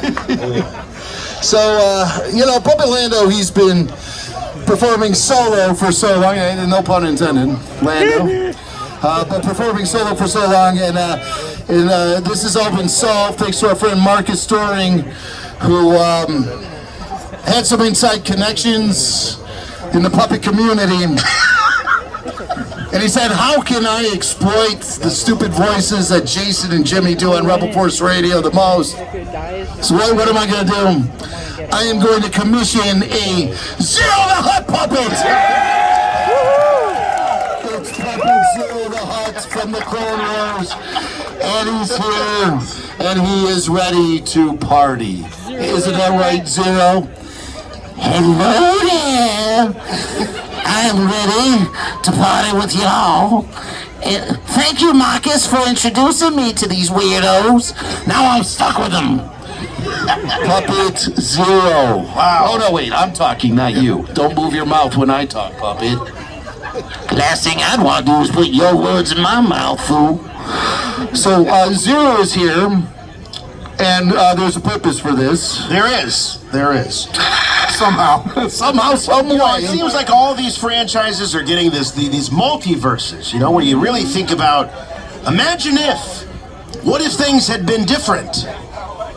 So we're going to give a little multiverse action to Star Wars. Imagine if things had gone down slightly different a long time ago in a galaxy far, far away. What if, instead of Peter Cushing as Grand Moff Tarkin, it was someone like, I don't know, say Puppet Lando? Yeah. And as the noble Princess Leia, it was his role of a lifetime, Zero the Hutt. What do you think about that? So, RFR Puppet Theater presents the following scene. Imagine, if you will, Star Wars A New Hope. Vader and two stormtroopers enter with Princess Leia. Her hands are bound. Governor Tarkin, I should have expected to find you holding Vader's leash. I recognize your foul stench when I was brought on board. Charming to the last. You don't know how hard I found it signing the order to terminate your life. What? I'm surprised you had the courage to take the responsibility yourself. Princess Leia. I just had to double check on that. Before your execution, I would like you to be my guest at a ceremony that'll make this battle station operational. No star system will dare oppose the Emperor now. The more you tighten your grip, Tarkin, the more star systems will slip through your fingers.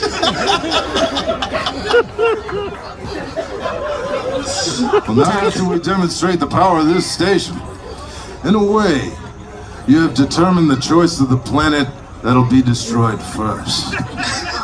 Since you are reluctant to provide us with the location of the rebel base, I have chosen to test this station's destructive power on your home planet of Alderaan.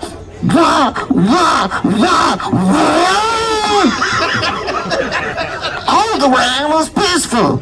We have no weapons. You can't possibly. You would prefer another target, a military target, than name the system. I grow tired of asking this. So this will be the last time. Where is the rebel base? Uh-oh. Well,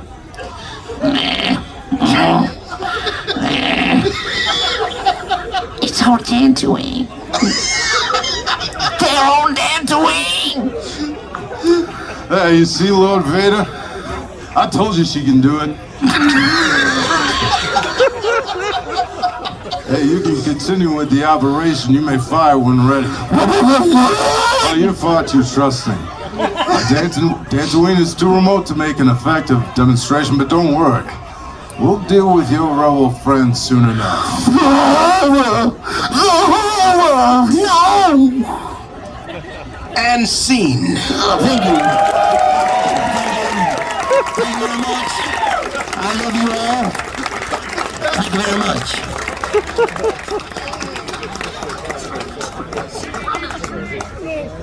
Well, after that. Well, I'll tell you, this is a real pleasure working with this gentleman who I greatly admire. Ladies and gentlemen, let's give it up one more time for Grimace from McDonald's.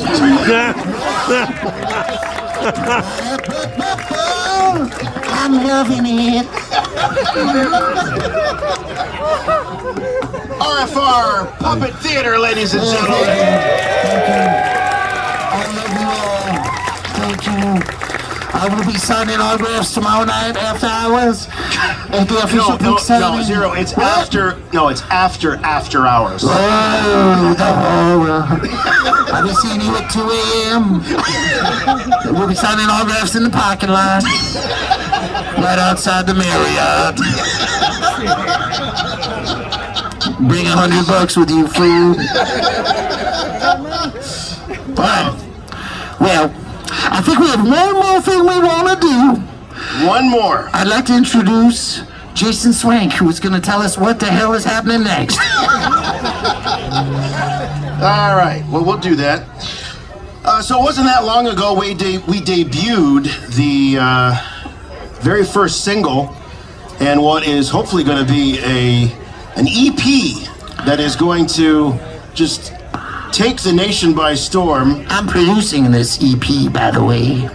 You know this song, Zero. This is Puppet Lando's time here. This is his moment. Okay, I'll give the people what they want. Anybody remember My Felt Needs to Be Felt? Yeah, the hit from Puppet Lando. That's right. That's right. Well, we've actually convinced him, after a lot of convincing, to do it live for us tonight. So if you'd like to hear My Felt Needs to Be Felt, can you give it a little warm applause here for Puppet Lando?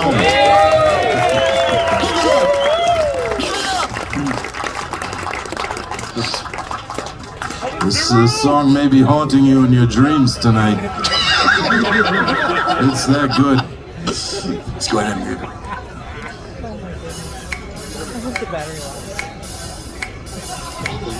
Ah. Oh yeah. Here we go. very smooth.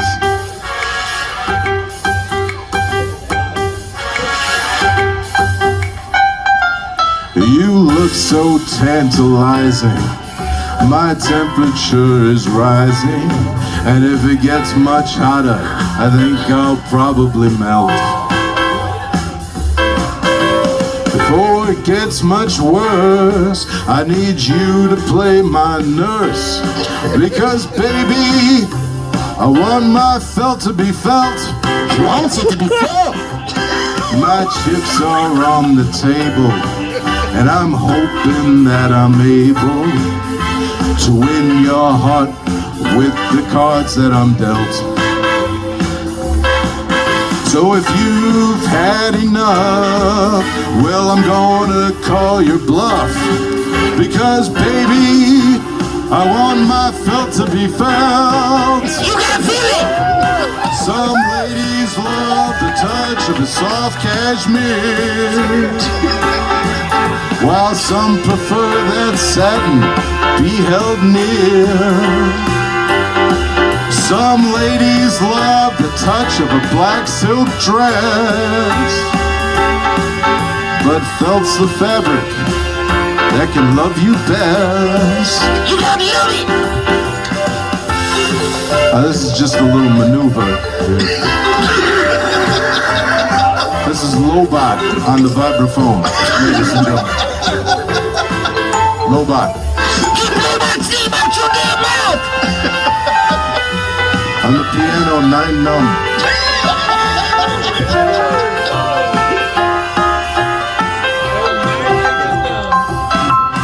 Let's blow this party and leave behind these crowds. Yeah!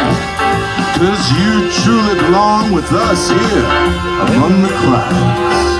Cloud City. When you touch the feeling so sublime. Because you plus me is a mix that works every time. Yeah! I go on grand adventures, and I bring home fancy treasures. But my best adventures happen just below the belt. Before the night is through, you'll find adventure too. Because baby, I want my felt to be felt. Baby, I want my felt to be felt. One more time! Baby, I want my felt to be felt.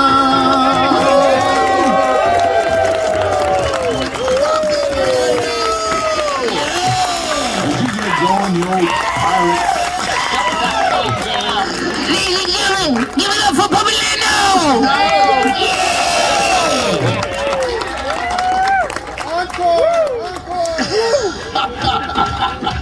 He is sexy. Bye-bye! Oh my gosh. Give it up for, how about Billy Mack, ladies and gentlemen?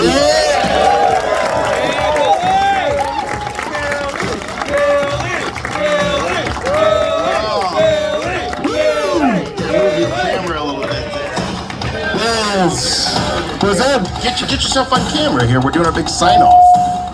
On camera? Oh, I see. There you go. So I just want to use the bathroom right now. It's like,